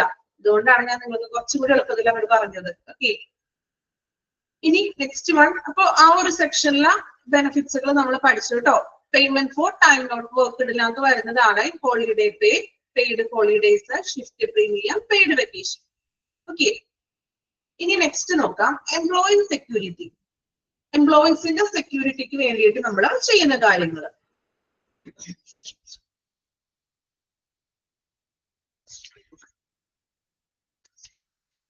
നോക്കാം employee security. A feeling of any type of insecurity disturbs peace of mind and satisfaction of any individuals. ഇപ്പൊ ഒരു സ്ഥാപനത്തിൽ നമ്മൾ വർക്ക് ചെയ്യുമ്പോൾ ഏതെങ്കിലും തരത്തിലുള്ള ഒരു എന്താ പറയാ ഇൻസെക്യൂരിറ്റി അല്ലെങ്കിൽ ഒരു ഡിസ്റ്റർബൻസ്, എന്തെങ്കിലും ഒരു ബുദ്ധിമുട്ടുകൾ തോന്നുകയാണെങ്കിൽ അത് mind and satisfaction of any individual, അതൊരു ആ ഒരു മൈൻഡിന് നമ്മളുടെ ഒരു മനസ്സമാധാനത്തെ നശിപ്പിക്കുന്നു. നമ്മൾ വർക്ക് ചെയ്യുമ്പോൾ ആ ഒരു സ്ഥാപനത്തിൽ നമ്മൾ ഒരു ഇൻസെക്യൂരിറ്റി നമുക്ക് തോന്നുകയാണ്, അല്ലെങ്കിൽ മറ്റെന്തെങ്കിലും ഡിസ്റ്റർബൻസ്, ചിലപ്പോൾ ഭയങ്കര വർക്ക് ലോഡ് ആയിരിക്കാം, അല്ലെങ്കിൽ ഭയങ്കര സ്ട്രെസ്സും സ്ട്രെയിൻ ഒക്കെ ആയിരിക്കാം. എപ്പോഴും ഇങ്ങനെ ഭയങ്കര നമ്മൾ സ്ട്രെസ് ചെയ്യുന്ന ഒരു അവസ്ഥയൊക്കെ വരുമ്പോൾ നമ്മുടെ മൈൻഡ് എന്താകും, ഒരു മനസ്സമാധാനം, നമ്മുടെ ആ മൈൻഡിനെ അത് തടസ്സപ്പെടുത്തുന്നു. അതുപോലെ തന്നെ അവന്റെ ഒരു സാറ്റിസ്ഫാക്ഷനും തടസ്സപ്പെടുത്തും അല്ലെ? നല്ലൊരു കമ്പനി, നല്ലൊരു അന്തരീക്ഷം അല്ലെങ്കിൽ നമുക്ക് സാറ്റിസ്ഫൈഡ് ആയിരിക്കോ? ആണോ? എപ്പോഴും ഇങ്ങനെ ഭയങ്കര സ്ട്രെസ് ചെയ്യുന്നു, അല്ലെങ്കിൽ കമ്പനി മാനേജറിന്റെ ആണെങ്കിലും എപ്പോഴും ഇങ്ങനെ ചീത്തയും വഴക്കും, ഒരു സ്വസ്ഥമായിട്ട് നമുക്ക് വർക്ക് ചെയ്യാൻ പറ്റുന്നില്ല എങ്കിൽ നമ്മൾ ഒരിക്കലും സാറ്റിസ്ഫൈഡ് ആയിരിക്കില്ല അല്ലെ? അപ്പം എന്തെങ്കിലുമുള്ള പ്രശ്നങ്ങൾ, ഇൻസെക്യൂരിറ്റി, ഡിസ്റ്റർബ് ഒക്കെ വരുമ്പോൾ എന്താണ്, നമ്മുടെ മൈൻഡ് ഡൗൺ ആവും. അതുപോലെ തന്നെ എന്താണ്, നമ്മൾ സാറ്റിസ്ഫാക്ഷൻ നമുക്ക് ഉണ്ടാവില്ല. It is therefore the interest of any organization to ensure security for its employee and their family, both physical and job security. So ഇങ്ങനെയുള്ള കാര്യങ്ങളൊക്കെ കുറയ്ക്കാൻ വേണ്ടി കമ്പനി, ഓർഗനൈസേഷൻ എൻഷുർ ചെയ്യണമെന്ന് എംപ്ലോയീസിനും എംപ്ലോയീസിന്റെ ഫാമിലിക്കും, അത് ഫിസിക്കൽ ആയിക്കൊള്ളട്ടെ അല്ലെങ്കിൽ ജോലിയുടെ കാര്യത്തിലാണെങ്കിലും ഒരു സെക്യൂരിറ്റി നമ്മുടെ ഫാമിലിക്കും ആ എംപ്ലോയറിന് കൊടുത്തിരിക്കണം. Fringe benefits provided to an employee with a confirmed job don't trigger a feeling of job security in an employee. അപ്പോ എന്താണ് ഇവിടെ പറയുന്നത്? എംപ്ലോയി സെക്യൂരിറ്റി, അതായത് ആ ഒരു ഫേം, കമ്പനി, ഈ ഫാമിലിക്കും ആ എംപ്ലോയീസിനും ഒരു ബോത്ത് ഫിസിക്കൽ ആൻഡ് ജോലി സംബന്ധമായിട്ടുള്ള ഒരു സുരക്ഷ നമ്മൾ ഉറപ്പാക്കണം. ഫ്രിഞ്ച് ബെനിഫിറ്റ്സ് പറയുന്നത് ജീവനക്കാരില് അവരിലൊരു കൺഫേംഡ് ജോബ്, അതായത് തൊഴിൽ സുരക്ഷാ ബോധം ഉണ്ടാക്കി കൊടുക്കണം. മീൻസ് കമ്പനി അവനെന്നും ആ ഒരു ജോലി പ്രൊവൈഡ് ചെയ്യും, അല്ലെങ്കിൽ മറ്റെന്താണോ ഫിസിക്കൽ ആയിട്ട് എന്തെങ്കിലും ചെയ്ത് കൊടുക്കാറുണ്ടെങ്കിൽ അങ്ങനെയുള്ള സപ്പോർട്ട് നമ്മൾ പ്രൊവൈഡ് ചെയ്തിരിക്കണം. ദെൻ അതുപോലെ തന്നെ എന്താണ്, ആ ഒരു ജോലി also confirmed job means employee has A long term source of income which gives a feeling secured life. അതുപോലെ തന്നെ എന്താണ്, ആ ഒരു കൺഫേംഡ് ജോബ് എന്ന് പറഞ്ഞിട്ടുണ്ടെങ്കിൽ ആ ഒരു വ്യക്തിയെ long term source of income, അതായത് അവൻ അവിടെ ഫിക്സഡ് ആണ്, എംപ്ലോയർ അവിടെ ഫിക്സഡ് ആക്കി, അപ്പൊ അവന് ലോങ് ടേമിൽ ആ ഒരു സോഴ്സ് ഓഫ് ഇൻകം ലഭിക്കും എന്നുള്ളൊരു ഫീലിങ്സും ആ ഒരു എംപ്ലോയീസിന് നമ്മൾ ഉളവാക്കി കൊടുക്കണം. അത് അപ്പോ അവനൊരു ഫീലിങ്സ് ഉണ്ടാവും, ലൈഫ് സെക്യൂർഡ് ആണ് അല്ലെ? നമ്മള് ഒരു ജോലിയിൽ കയറി നമ്മളൊരു 5 വർഷം ആ ഒരു കമ്പനിയിൽ നിന്നിട്ട് പെർമനന്റ് ആക്കിയിട്ടില്ല, അപ്പൊ നമ്മൾ സെക്യൂർഡ് ആണോ നമ്മുടെ ലൈഫ്? അപ്പോഴും നമ്മൾ വിചാരിക്കും പെർമനന്റ് ആക്കിയിരുന്നെങ്കിലോ, ഇല്ലേ? ചിന്തിക്കില്ലേ? 5 വർഷമായിട്ടും നമ്മൾ അവിടെ പെർമനന്റ് ആക്കിയിട്ടില്ല ആ ഒരു കമ്പനിയിൽ. സോ നമ്മൾ ലോങ് ടേം സോഴ്സ്, അതാണ് കൺഫേംഡ് ജോബ് എന്ന് പറയുന്നത്. നമ്മൾ അവിടെ പെർമനന്റ് ആക്കിയില്ല, കൺഫേം ആണ്, അതായത് നമുക്ക് ലോങ് ടേം നമ്മുടെ ജീവിതകാലം മൊത്തം പെർമനന്റ് ആയിട്ട് നമുക്ക് ആ ഒരു സ്ഥാപനത്തിൽ വർക്ക് ചെയ്യാം. ഓക്കെ, ഇതാണ് കൺഫേംഡ് ജോബ് എന്ന് പറയുന്നത്. സോ നമ്മൾ അവിടെ അങ്ങനെ കൺഫേംഡ് ജോബ്, കൺഫേംഡ് എംപ്ലോയി എന്നുള്ളത് പറയുമ്പോൾ which gives a feeling of secured life. എംപ്ലോയിക്ക് ഫീൽ ചെയ്യുന്നത് എന്താണ്? ഞാനൊരു സെക്യൂർഡ് ആയിട്ടുള്ള ലൈഫാണ്, അല്ലെ, സുരക്ഷിതമാണ്, എനിക്ക് ജീവിതകാലം മൊത്തം ഈ ഒരു കമ്പനിയിൽ വർക്ക് ചെയ്യാം എന്നുള്ള ഒരു സുരക്ഷാബോധം കൂടി നമ്മൾ എംപ്ലോയീസിന് കൊടുക്കണം. Okay, then there are provision in Indian laws which provide income security to employees. ഇനി നമ്മുടെ ഇന്ത്യൻ നിയമം അനുസരിച്ച് നമുക്ക് കുറെ ആക്ടുകളൊക്കെ ഉണ്ട്, അല്ലെ? നമ്മുടെ ഇന്ത്യയിൽ നിലനിൽക്കുന്ന ഒരുപാട് ആക്ടുകളുണ്ട്, ജോലി സംബന്ധമായിട്ടുള്ള ഒരുപാട് ആക്ടുകളുണ്ട്. സോ ഈ ആക്ടുകളിൽ എംപ്ലോയീസിന്റെ സെക്യൂരിറ്റിയെ കുറിച്ച് പരാമർശിക്കുന്നു. ഏതൊക്കെ ആക്ടുകളാണെന്നാണ് പറയുന്നത് കേട്ടോ. പേയ്മെന്റ് വേജസ് ഓഫ് ആക്ട് 1936, അതുപോലെ minimum wages act 1948, payment of bonus act 1965, industrial dispute act 1947. ഈ ആക്ടുകളിൽ മൊത്തം പറയുന്ന കാര്യം എന്ന് വെച്ചിട്ടുണ്ടെങ്കിൽ എംപ്ലോയിക്ക് നമ്മൾ കൊടുക്കുന്ന സുരക്ഷ, സെക്യൂരിറ്റിയെ കുറിച്ചിട്ടാണ് ഈ പറയുന്ന ഇന്ത്യൻ നിയമങ്ങളിൽ പറയുന്നത്. ആക്ടുകള് ഒന്നൊന്ന് അണ്ടർലൈൻ ചെയ്യാം കേട്ടോ, ഇയറുകൾ ഒന്ന് നോക്കി വെക്കണേ. ആക്ടുകൾ എന്താണെന്നൊന്നും പഠിക്കാനില്ല. ഈ എല്ലാ ആക്ടിലും പറയുന്നത് എംപ്ലോയീസിന് നമ്മൾ കൊടുക്കുന്ന ബെനിഫിറ്റ്സുകളും അതുപോലെ തന്നെ അവർക്ക് കൊടുക്കുന്ന സുരക്ഷ, സെക്യൂരിറ്റിയെ കുറിച്ചിട്ടാണ് ഈ എല്ലാ ആക്ടുകളിലും പറയുന്നത്. അണ്ടർലൈൻ ചെയ്തോ ആക്ടുകളും ഇയറുകളും? ഇയറുകൾ അവിടെ മെൻഷൻ ചെയ്തിട്ടുണ്ടല്ലോ. മേ ബി എക്സാമിന് ചിലപ്പോ ആക്ടിന്റെ ഇയർ ചോദിക്കാൻ ചാൻസ് ഉണ്ട്. അണ്ടർലൈൻ ചെയ്തോ? എത്ര ആക്ടുകളുണ്ട്? 4 ആക്ട് ആണ് കേട്ടോ പറഞ്ഞിരിക്കുന്നത്. 4 വർഷങ്ങളുണ്ട്, നോക്കി വെക്കണോ കേട്ടോ, അത് ഇയറുകൾ പഠിച്ചു വെക്കണേ. Then provides of the payment compensation in case of layoff and retrenchment as follows. അപ്പോ ഈ എല്ലാ നിയമങ്ങളിലും നമ്മൾ എംപ്ലോയീസിന് കൊടുക്കുന്ന സെക്യൂരിറ്റി, അല്ലെ, എംപ്ലോയീസിന് കൊടുക്കുന്ന സെക്യൂരിറ്റിയെ കുറിച്ചാണ് ഈ ഇന്ത്യൻ നിയമങ്ങളിൽ പരാമർശിക്കുന്നത്. ഇനിയാണ് നമ്മൾ താഴെ 2 നിയമങ്ങളാണ് പറയാൻ പോകുന്നത് എംപ്ലോയി സെക്യൂരിറ്റിക്ക് വേണ്ടിയിട്ടുള്ളത്. അപ്പൊ ഫസ്റ്റ് വൺ നമ്മൾ എടുക്കത്തിലൊന്ന് വായിച്ചു നോക്കി, എംപ്ലോയി സെക്യൂരിറ്റി വായിച്ചു നോക്കാം കേട്ടോ. 2 പാരഗ്രാഫ് വായിക്കാം.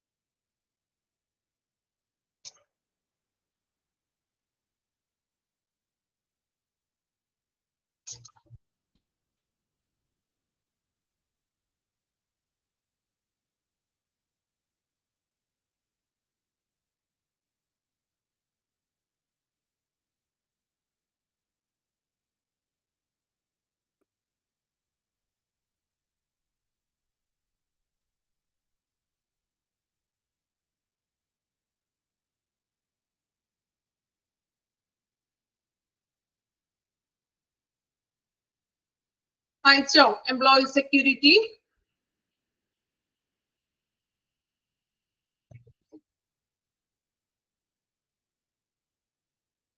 ഓക്കെ, ഇനി എംപ്ലോയി സെക്യൂരിറ്റിയിൽ പറയുന്ന 2 കാര്യങ്ങളാണ് കേട്ടോ നമുക്ക് പഠിക്കാനായിട്ടുള്ളത്. നമ്മള് തൊഴിലാളികളുടെ സുരക്ഷയ്ക്ക് വേണ്ടി നമ്മൾ കൊടുക്കുന്ന 2 കോമ്പൻസേഷനുകളാണ് ഇനി പഠിക്കാനായിട്ടുള്ളത്. അതിൽ ഫസ്റ്റ് വൺ ആണ് lay off compensation. Lay off കേട്ടിട്ടുണ്ടാണെങ്കിലോ? ലേ ഓഫ് കോമ്പൻസേഷൻ കേട്ടിട്ടുണ്ടോ? ആരും കേട്ടിട്ടില്ല? കൊമേഴ്സ് ബികോം ഒന്നും പഠിച്ചത് ആരും ഇല്ല? ബികോംകാരോ അല്ലെങ്കിൽ കൊമേഴ്സുകാരോ ഉണ്ട് കൂട്ടത്തില്? ആരുമില്ല? ഉണ്ട്. ഗീതു, ലേ ഓഫ് കേട്ടിട്ടുണ്ടോ? ലേ ഓഫ് കോമ്പൻസേഷൻ കേട്ടിട്ടുണ്ടോ? അറിയില്ലെങ്കിലും എവിടെയെങ്കിലും കേട്ടതായിട്ട് ഓർക്കുന്നുണ്ടോ? മറന്നുപോയോ? ഓർക്കണില്ല? ഓക്കെ, കുഴപ്പമില്ല, നോക്കാം കേട്ടോ. അപ്പൊ ലേ ഓഫ് കോമ്പൻസേഷൻ. ഇനി എന്താണ് ലേ ഓഫ് എന്ന് വെച്ചാൽ അർത്ഥം? ലേ ഓഫ് ചെയ്യുക, അതായത് പിരിച്ചുവിടുക, എംപ്ലോയീസിനെ പിരിച്ചുവിടുന്നതാണേ. നോക്കാം, ഞാനൊന്ന് വായിക്കാം കേട്ടോ. ആദ്യം നോക്കാം. There are instances when കേട്ടിട്ടുണ്ട്. Okay okay. ഞാനിനി എന്തെങ്കിലും ചോദിക്കുന്ന ഓർത്താണോ വിടാതിരുന്നത്? Okay. There are instances when management is forced by circumstances to lay off the employees. In instance of layoff, employees are entitled to a layoff compensation at the rate of 50% of total basic wages and dearness allowance for the period of the layoff, excluding the number of weekly holidays in that period. Payment of layoff compensation is usually paid up to 45 days in a year. എന്തെങ്കിലും മനസ്സിലായോ വായിച്ചിട്ട്? മനസ്സിലായോ എന്തെങ്കിലും? ആർക്കെങ്കിലും എന്തെങ്കിലും idea ഉണ്ടോ? ഒരു idea ഇല്ല അല്ലെ? കുഴപ്പമില്ല. നമുക്ക് ആദ്യം ടീച്ചർ എളുപ്പത്തിൽ ഒന്ന് പറഞ്ഞുതരാം, നിങ്ങൾക്ക് മനസ്സിലാവുന്ന രീതിയിൽ പറഞ്ഞുതരാം. എന്നിട്ട് നിങ്ങളൊന്ന് വായിച്ചു നോക്ക്. അപ്പൊ എന്തെങ്കിലും കിട്ടുമെന്ന് നമുക്ക് നോക്കാം ഐഡിയ. ഓക്കെ. അപ്പൊ ഇവിടെ പറയുന്നത് ലേ ഓഫ് എന്ന് പറഞ്ഞിട്ടുണ്ടെങ്കിൽ ഒരു കമ്പനിക്ക് ചിലപ്പോ സാഹചര്യം, കമ്പനിക്ക് ചിലപ്പോൾ പല സാഹചര്യങ്ങൾ വന്നേക്കാം. സോ ആ ഒരു സാഹചര്യങ്ങളുടെ ഫലമായിട്ട് ജീവനക്കാരെ കമ്പനി പിരിച്ചുവിടും. അതായത് ഇപ്പോ അവർക്ക് ഇപ്പൊ പല പല ബിസിനസ് കാരണങ്ങളായിട്ട് ചിലപ്പോൾ താൽക്കാലികമായിട്ട് എംപ്ലോയീസിനെ പിരിച്ചുവിടേണ്ടതായിട്ട് വരും. അല്ലെങ്കിൽ സ്ഥിരമായിട്ട് പെർമനന്റ് ആയിട്ട് കുറച്ച് സ്റ്റാഫുകൾ അവർക്ക് പിരിച്ചുവിടേണ്ടതായിട്ട് വരും. സോ ഇങ്ങനെ നമ്മൾ എംപ്ലോയീസിനെ പിരിച്ചുവിടുന്ന സന്ദർഭത്തിൽ അവർക്ക് ഈ പിരിച്ചുവിടുമ്പോൾ ഒരു കോമ്പൻസേഷൻ നമ്മൾ കൊടുക്കണം കമ്പനി. ഓക്കെ. കമ്പനി നമ്മൾ ഈ പിരിച്ചുവിടുന്ന സ്റ്റാഫുകൾക്ക് ഒരു കോമ്പൻസേഷൻ നമ്മൾ കൊടുത്തിരിക്കണം. ഇനി ഈ കൊടുക്കുന്ന എങ്ങനെയാണ് കൊടുക്കുന്ന റേറ്റ്, ആ ഒരു കണക്കാണ് പറയുന്നത്. ഇത് ഞാനൊന്ന് എക്സാമ്പിൾ പോലെ പറഞ്ഞുതരാം. ഇനി നമ്മൾ കൊടുക്കുമ്പോൾ നമുക്ക് എത്രയാണോ ടോട്ടൽ ബേസിക് വേജസ്, സാലറി എത്രയാണോ plus dearness allowance. Dearness allowance എന്ന് പറഞ്ഞാൽ സാലറിക്ക് പുറമെ കൊടുക്കുന്ന അലവൻസുകൾ, ഇൻസെന്റീവ്, ബോണസ് എന്നിങ്ങനെയുള്ള അലവൻസുകൾ, ഇത് രണ്ടും കൂടി ടോട്ടൽ ചെയ്തിട്ട് അതിന്റെ 50%, 50% ആണ് നമ്മള് പിരിച്ചുവിടുന്ന സ്റ്റാഫിന് കൊടുക്കേണ്ടത്. മനസ്സിലായോ? ഒരു എക്സാമ്പിൾ ഞാൻ പറയാം കേട്ടോ. ഒരു മാത്സ് അല്ല, എളുപ്പത്തിൽ പറഞ്ഞുതരാം. അതായത് ഇപ്പൊ ഒരു എക്സാമ്പിൾ പറയുകയാണെങ്കിൽ, ഇപ്പൊ ഒരു വ്യക്തി അദ്ദേഹത്തിന്റെ ബേസിക് സാലറി എന്ന് പറഞ്ഞിട്ടുണ്ടെങ്കിൽ ഒരു 10,000 ആണ്. ഓക്കെ. ഞാൻ പറയുന്നത് ശ്രദ്ധിച്ച് കേൾക്കണേ. മാത്സ് പോലെ ബോർഡിൽ ചെയ്യാനൊന്നും പറ്റില്ല, അപ്പൊ അതുകൊണ്ടൊന്നും ശ്രദ്ധിച്ച് കേട്ടിരിക്കുക കേട്ടോ. ഒരു വ്യക്തി ഒരു കമ്പനിയിൽ വർക്ക് ചെയ്യുകയാണ്. സോ ആ വ്യക്തിക്ക് കിട്ടുന്ന ബേസിക് സാലറി എന്ന് പറയുന്നത് അവന് എല്ലാ മാസവും കിട്ടുന്നത് 10,000 രൂപയാണ്. ഓക്കെ. മനസ്സിൽ കയറിയോ? 10,000 രൂപയാണ് അവന് ബേസിക് സാലറി കിട്ടുന്നത്. ദെൻ അപ്പൊ ഈ എംപ്ലോയിനെ നമ്മൾ പിരിച്ചുവിടാൻ കേട്ടോ, ലേ ഓഫ് ചെയ്യണേ. പ്ലേ ഓഫ് ചെയ്തിട്ട് എങ്ങനെയാണ് അവന് പേയ്മെന്റ് കൊടുക്കണേന്നാണ് നമ്മൾ കാൽക്കുലേറ്റ് ചെയ്യുന്നത്. സോ ഇവിടെ കാൽക്കുലേഷൻ ഒന്നും പഠിക്കാനില്ല കേട്ടോ, എങ്കിലും ഒരു എക്സാമ്പിൾ പറഞ്ഞാൽ നിങ്ങൾക്കത് മനസ്സിലാകുള്ളൂ. ഓക്കെ. അപ്പൊ ആ ഒരു ഫിക്സ്ഡ് സാലറി എന്ന് പറഞ്ഞിട്ടുണ്ടെങ്കിൽ 10,000 രൂപയാണ്. അപ്പൊ ബേസിക് വേജ് അതായത് 10,000 പ്ലസ് ഡിയർനെസ് അലവൻസ്, അതായത് അവന് സാലറിക്ക് പുറമേ കിട്ടുന്നത്. ഡിയർനെസ് അലവൻസ് എന്ന് പറഞ്ഞാൽ ഇൻസെന്റീവ് ആയിട്ടോ ബോണസ് ഒക്കെ ആയിട്ടോ ലഭിക്കുന്നത്. അപ്പൊ 10,000 അവന് സാലറി കിട്ടിയിട്ടുണ്ട്, പ്ലസ് ഒരു 2,000 റുപ്പി അവന് ഡിയർനെസ് അലവൻസ് ആയിട്ട് ലഭിച്ചിട്ടുണ്ട്. ഇൻസെന്റീവ് വഴിയോ അല്ലെങ്കിൽ ബോണസ് ആയിട്ടോ ഇൻസെന്റീവ് ആയിട്ടോ ഒരു 2,000 ലഭിച്ചിട്ടുണ്ട്. സോ ഇവിടെ പറയുന്നത് ഈ ടോട്ടൽ ബേസിക്കും വേജും അല്ലെങ്കിൽ ഡിയർനെസ് അലവൻസും കൂടി പ്ലസ് ചെയ്തിട്ട് അതിന്റെ 50% ആണ് നമ്മൾ പിരിച്ചുവിടുമ്പോൾ ആ സ്റ്റാഫിന് നമ്മൾ കൊടുക്കേണ്ടതെന്ന്. അപ്പൊ നമ്മൾ പറഞ്ഞു 10,000 ആണ് ഫിക്സഡ് സാലറി ആ വ്യക്തിക്ക് ലഭിക്കുന്നത്, പ്ലസ് ഡിയർനെസ് അലവൻസ് ആണ് ലഭിക്കുന്നത്. എത്രയാണ്? ഒരു 2,000 ആണെന്ന് വിചാരിക്കാം, ഇൻസെന്റീവും ബോണസും കൂടി ചേർത്ത്. അപ്പൊ എത്രയായി ടോട്ടൽ എമൗണ്ട്? 10,000 പ്ലസ് 2,000, 12,000 രൂപ അല്ലെ? ഡിവൈഡഡ് അതിന്റെ 50% എന്ന് പറയുമ്പോൾ അതിന്റെ നേരെ ഓപ്പോസിറ്റ്, നേരെ പകുതി അല്ലെ? 6,000 രൂപ. 6,000 എമൗണ്ട് ആയിരിക്കണം നമ്മൾ ആ പിരിഞ്ഞു പോകുമ്പോ അല്ലെങ്കിൽ ആ ലേ ഓഫ് ചെയ്യുമ്പോൾ ആ ഒരു വ്യക്തിക്ക് നമ്മൾ ആ 6,000 എമൗണ്ട് കൊടുത്തിരിക്കണം. ക്ലിയർ ആയോ? കണക്ക് മനസ്സിലായോ എങ്ങനെ കൊടുക്കേണ്ടതെന്ന്? ഫിക്സഡ് സാലറി എത്രയാണോ 10 രൂപയാണ് fixed salary 10,000. Then plus dearness allowance, അവന് കിട്ടുന്ന ഇൻസെന്റീവും മറ്റേതെങ്കിലും വിധത്തിലൊക്കെ കിട്ടുന്നത് ഒരു 2,000 രൂപയാണെന്ന് വിചാരിക്കാം. ദെൻ നമുക്ക് കിട്ടുന്ന സാലറി പ്ലസ് 2,000, 12,000. അതിന്റെ 50% കൊടുക്കണമെന്ന്. അതായത് 50% എന്ന് പറയുമ്പോൾ 12,000 50% എന്ന് പറഞ്ഞാൽ എത്രയാണ്? 6,000. അപ്പൊ അവൻ ആ കൊഴിഞ്ഞു പോകുമ്പോ ലേ ഓഫ് ടൈമുള്ള 6,000 എമൗണ്ട് കൊടുത്തിരിക്കണം. ഓക്കെ. ഇനി ലാസ്റ്റ് പറഞ്ഞത് payment of lay off compensation usually paid up to 45 days in a year. അതായത് 45 ഡേയ്സ് വരെയൊക്കെ നമുക്ക് കൊടുക്കാം ഇങ്ങനെ. അതായത് ചിലപ്പോ കമ്പനി താൽക്കാലികമായിട്ടൊക്കെയാണ് ഇപ്പോ ചിലപ്പോ ഒരു 1-2 ആഴ്ചത്തേക്ക് മാത്രം താൽക്കാലികമായിട്ട് ജോലി നിർത്തി വെക്കുകയാണെങ്കിൽ ഇങ്ങനെ നമുക്ക് കൊടുക്കാൻ പറ്റില്ല. മിനിമം ഒരു 45 ഡേയ്സ്, അതായത് ചിലപ്പോ ഒരു 2 മാസമോ 3 മാസത്തോളം ചിലപ്പോ കമ്പനിക്ക് ചിലപ്പോ പ്രൊഡക്റ്റീവ് ഒന്നും ഇല്ല എങ്കിൽ കുറച്ച് സ്റ്റാഫുകൾ അവർ താൽക്കാലികമായിട്ടും അവരോട് 3 മാസത്തേക്ക് ഇനി വർക്ക് ഇല്ല, നെക്സ്റ്റ് അടുത്ത 3 മാസം കഴിയുമ്പോൾ വർക്കിന് കയറിയാൽ മതി എന്നിങ്ങനെയൊക്കെ പറയുമ്പോൾ മാത്രമാണ് നമ്മൾ ഈ ഒരു അലവൻസ് കൊടുക്കുന്നത്. അപ്പോ പെയ്ഡ് അപ് ടു 40 ഡേയ്സ്, 45 ദിവസമെങ്കിലും നമ്മൾ താൽക്കാലികമായിട്ട് കമ്പനിയിൽ നിന്ന് പിരിച്ചുവിടുമ്പോഴാണ് നമ്മൾ എന്ത് കൊടുക്കുന്നത്, ഈ ഒരു രീതിയിൽ നമ്മൾ കാൽക്കുലേറ്റ് ചെയ്തിട്ട് അവർക്ക് പേയ്മെന്റ് കൊടുക്കുന്നത്. കാൽക്കുലേഷൻ മനസ്സിലായോ എല്ലാവർക്കും? ഞാൻ ചെറിയൊരു കണക്ക് പോലെ എക്സാമ്പിൾ പറഞ്ഞാണ് കേട്ടോ. കാൽക്കുലേഷൻ ഒന്നും പഠിക്കാനില്ല, എങ്കിലും അങ്ങനെ പറഞ്ഞാലേ നിങ്ങൾക്ക് അതിനകത്തോട് മനസ്സിലാകുള്ളൂ. ഇനി നിങ്ങളൊന്ന് വായിച്ചു നോക്കി ലേ ഓഫ് കോമ്പൻസേഷൻ. ഇനി ഒന്ന് വായിച്ചു നോക്ക്.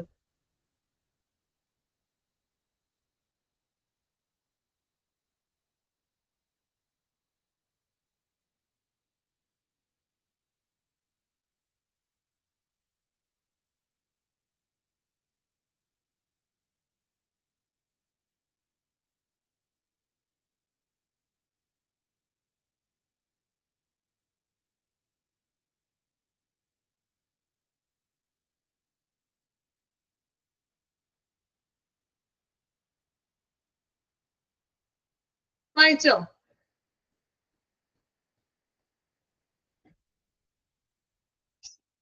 വായിച്ചു നോക്കിയിട്ട് ഫസ്റ്റ് വായിച്ചതിനേക്കാളും കുറച്ചും കൂടി കാര്യങ്ങൾ മനസ്സിലായോ? ആദ്യം വായിച്ചപ്പോ യാതൊരു ഐഡിയ ഉണ്ടായില്ല. ഇപ്പൊ വായിച്ചു നോക്കിയപ്പോ ക്ലിയർ ആയോ എല്ലാവർക്കും? നമ്മളാ എക്സാമ്പിൾ കൂടി കണക്കും കൂടി പറഞ്ഞപ്പോ ഓക്കെ ആണോ? മനസ്സിലായോ? ഓക്കെ. അപ്പൊ ഇതാണ് ലേ ഓഫ് കോമ്പൻസേഷൻ എന്ന് പറയുന്നത്. പിന്നെ ഇതൊരിക്കലും മറന്നു പോകരുത് കേട്ടോ. കാരണം മേ ബി നമുക്ക് ഫ്യൂച്ചറിൽ എന്തെങ്കിലും ഭാവിയിൽ നമുക്ക് ഇങ്ങനെയുള്ള കാര്യങ്ങളൊക്കെ എന്തായാലും നിങ്ങൾ തീർച്ചയായിട്ടും ജോലിയിലൊക്കെ കയറുമ്പോഴേ ഇങ്ങനെയുള്ള കാര്യങ്ങളെ കുറിച്ചൊക്കെ നമുക്ക് അറിവുണ്ടായിരിക്കണം അല്ലെ? നമുക്ക് അറിയാതെ പോകരുത് ഇങ്ങനെയാണ് കാൽക്കുലേഷൻസ് ചെയ്യുന്നത്, ഇങ്ങനെയുള്ള കാര്യങ്ങളെ കുറിച്ചൊക്കെ അറിവുണ്ടായിരിക്കണം. നെക്സ്റ്റ് വരുന്നത് റിട്രെച്ച്മെന്റ് കോമ്പൻസേഷൻ ആണ്. ഇതും ഇതുപോലെ ഒരു എക്സാമ്പിൾ വെച്ച് ടീച്ചർ പറഞ്ഞുതരാം, എന്നാലും നിങ്ങൾക്ക് അത് മനസ്സിലാകുള്ളൂ. ഓക്കെ. അപ്പൊ അത് നമുക്ക് നെക്സ്റ്റ് അടുത്ത ക്ലാസ്സിൽ എടുക്കാം. കാരണം അത് പെട്ടെന്ന് പറഞ്ഞു പോയാൽ ടൈമായി മനസ്സിലാകില്ല. കുറച്ചത് മനസ്സിലാക്കി തന്നെ പറഞ്ഞു തരേണ്ട സെക്ഷൻ ആണ്. കുറച്ച് കണക്കും കാൽക്കുലേഷൻസ് ഒക്കെ വരുന്നതാണ്. നിങ്ങൾക്ക് കാൽക്കുലേഷൻസ് ഒന്നും പഠിക്കാനൊന്നും ഇല്ല കേട്ടോ. ഞാൻ നിങ്ങൾക്ക് മനസ്സിലാവാൻ വേണ്ടിയിട്ടാണ് ആ ഒരു എക്സാമ്പിൾ വെച്ചിട്ട് പറഞ്ഞു തന്നത്. ഓക്കെ. ദെൻ അപ്പൊ ലേ ഓഫ് കോമ്പൻസേഷൻ വരെയാണ് നമ്മൾ ഇന്നത്തെ ക്ലാസ്സിൽ എടുത്തിരിക്കുന്നത്. വളരെ കുറച്ച് ഭാഗം എടുത്തിട്ടുള്ളൂ കേട്ടോ. ഈ ഒരു സെക്ഷനെ ഒരുപാട് സ്പീഡിൽ പറഞ്ഞു പോയിട്ടുണ്ടെങ്കിൽ നിങ്ങൾക്കത് മനസ്സിലാക്കി എടുക്കാൻ ഇച്ചിരി ബുദ്ധിമുട്ടുള്ള ഒരു സെക്ഷൻ ആണ്. അപ്പൊ അത് മാക്സിമം ഞാൻ എന്താ പറയാ, എന്നെ കൊണ്ട് പറ്റുന്ന രീതിയിൽ ഞാൻ മാക്സിമം അതിനെ സിമ്പിൾ ആക്കിയിട്ടാണ് നിങ്ങൾക്ക് പറഞ്ഞു തരുന്നത്. എല്ലാവർക്കും ഒരുപോലെ മനസ്സിലാകാൻ വേണ്ടിയിട്ടാണ് കുറച്ച് കാൽക്കുലേഷൻസ് കാര്യങ്ങളൊക്കെ പറഞ്ഞത്. ഇവിടെ നമുക്ക് മാത്സ് ഒന്നും ചെയ്യാനൊന്നും ഇല്ല കേട്ടോ. നിങ്ങൾക്ക് മനസ്സിലാവാൻ വേണ്ടി മാത്രമാണ് ഞാനൊന്ന് പറഞ്ഞു തന്നത്. ഓക്കെ. എടുത്തത്രയും ക്ലിയർ ആണോ? ഓക്കെ ആണോ ക്ലാസ്? നിങ്ങൾക്ക് എന്തെങ്കിലും പറയാം കേട്ടോ. എന്തെങ്കിലും പറയാനുണ്ടോ? മാത്സ് ഒക്കെ എടുത്തപ്പോ ബോറായിട്ട് തോന്നുന്നു. മാത്സ് എടുത്തതല്ല കേട്ടോ. മാത്സ് മീൻസ് ആ ഒരു എക്സാമ്പിൾ പറഞ്ഞപ്പോഴല്ലേ നിങ്ങൾക്ക് ആ ഒരു തിയറിനേക്കാളും കുറച്ചും കൂടി ക്ലിയർ ആയത്? ആണോ? ആണോ? എവിടെ കുറെ പേര് ഉറങ്ങിയാണോ? ക്ലാസ്സിൽ ഉണ്ടോ? ഞാനിവിടെ കുറച്ച് മാത്സും തിയറിയൊക്കെ പഠിപ്പിച്ചു. ഇവിടെ ഉണ്ടോ? ഉറക്കത്തിലായ ആൾക്കാരോടാണ് ഞാൻ ചോദിക്കുന്നത്. ഉണ്ടോ ക്ലാസ്സിൽ എല്ലാവരും? ഉണ്ട്. ഓക്കെ. എടുത്തത്രയും മനസ്സിലായോ എല്ലാവർക്കും? കണക്കൊക്കെ പറഞ്ഞിട്ട് എക്സാമ്പിൾ ഒക്കെ പറഞ്ഞിട്ട് ക്ലിയർ ആണോ? നിങ്ങൾക്ക് സംസാരിക്കാട്ടോ. ഞാൻ മ്യൂട്ട് മാറ്റിയിട്ടുണ്ട്. എന്തെങ്കിലും പറയാനുണ്ടോ? ഒന്നുമില്ല. ഓക്കെ. ആ ദെൻ കുഴപ്പമൊന്നും ഇല്ലല്ലോ, മനസ്സിലാവണുണ്ടല്ലോ. എന്തെങ്കിലും മനസ്സിലാവാത്തതുണ്ടെങ്കിൽ നിങ്ങൾ ചോദിക്കാട്ടോ. ഓക്കെ. അപ്പൊ ഇനി നെക്സ്റ്റ് ക്ലാസ്സിൽ നമുക്ക് റിട്രീറ്റ്മെന്റ് കോമ്പൻസേഷൻ ആണ് പഠിക്കാനുള്ളത്. സോ ഇത് ഇന്ന് തന്നെ നിങ്ങൾ മാക്സിമം വായിക്കണം കേട്ടോ. കാരണം കുറച്ച് കണക്കും അങ്ങനെയുള്ള കാൽക്കുലേഷൻസ് ഒക്കെയാണ്. മാക്സിമം അന്ന് തന്നെ നിങ്ങൾ അത് പഠിച്ചെടുക്കാനായിട്ട് ശ്രമിക്കണം. Okay. Thank you all. Thank you, ma'am. Thank you, ma'am. Thank you, ma'am. Thank you.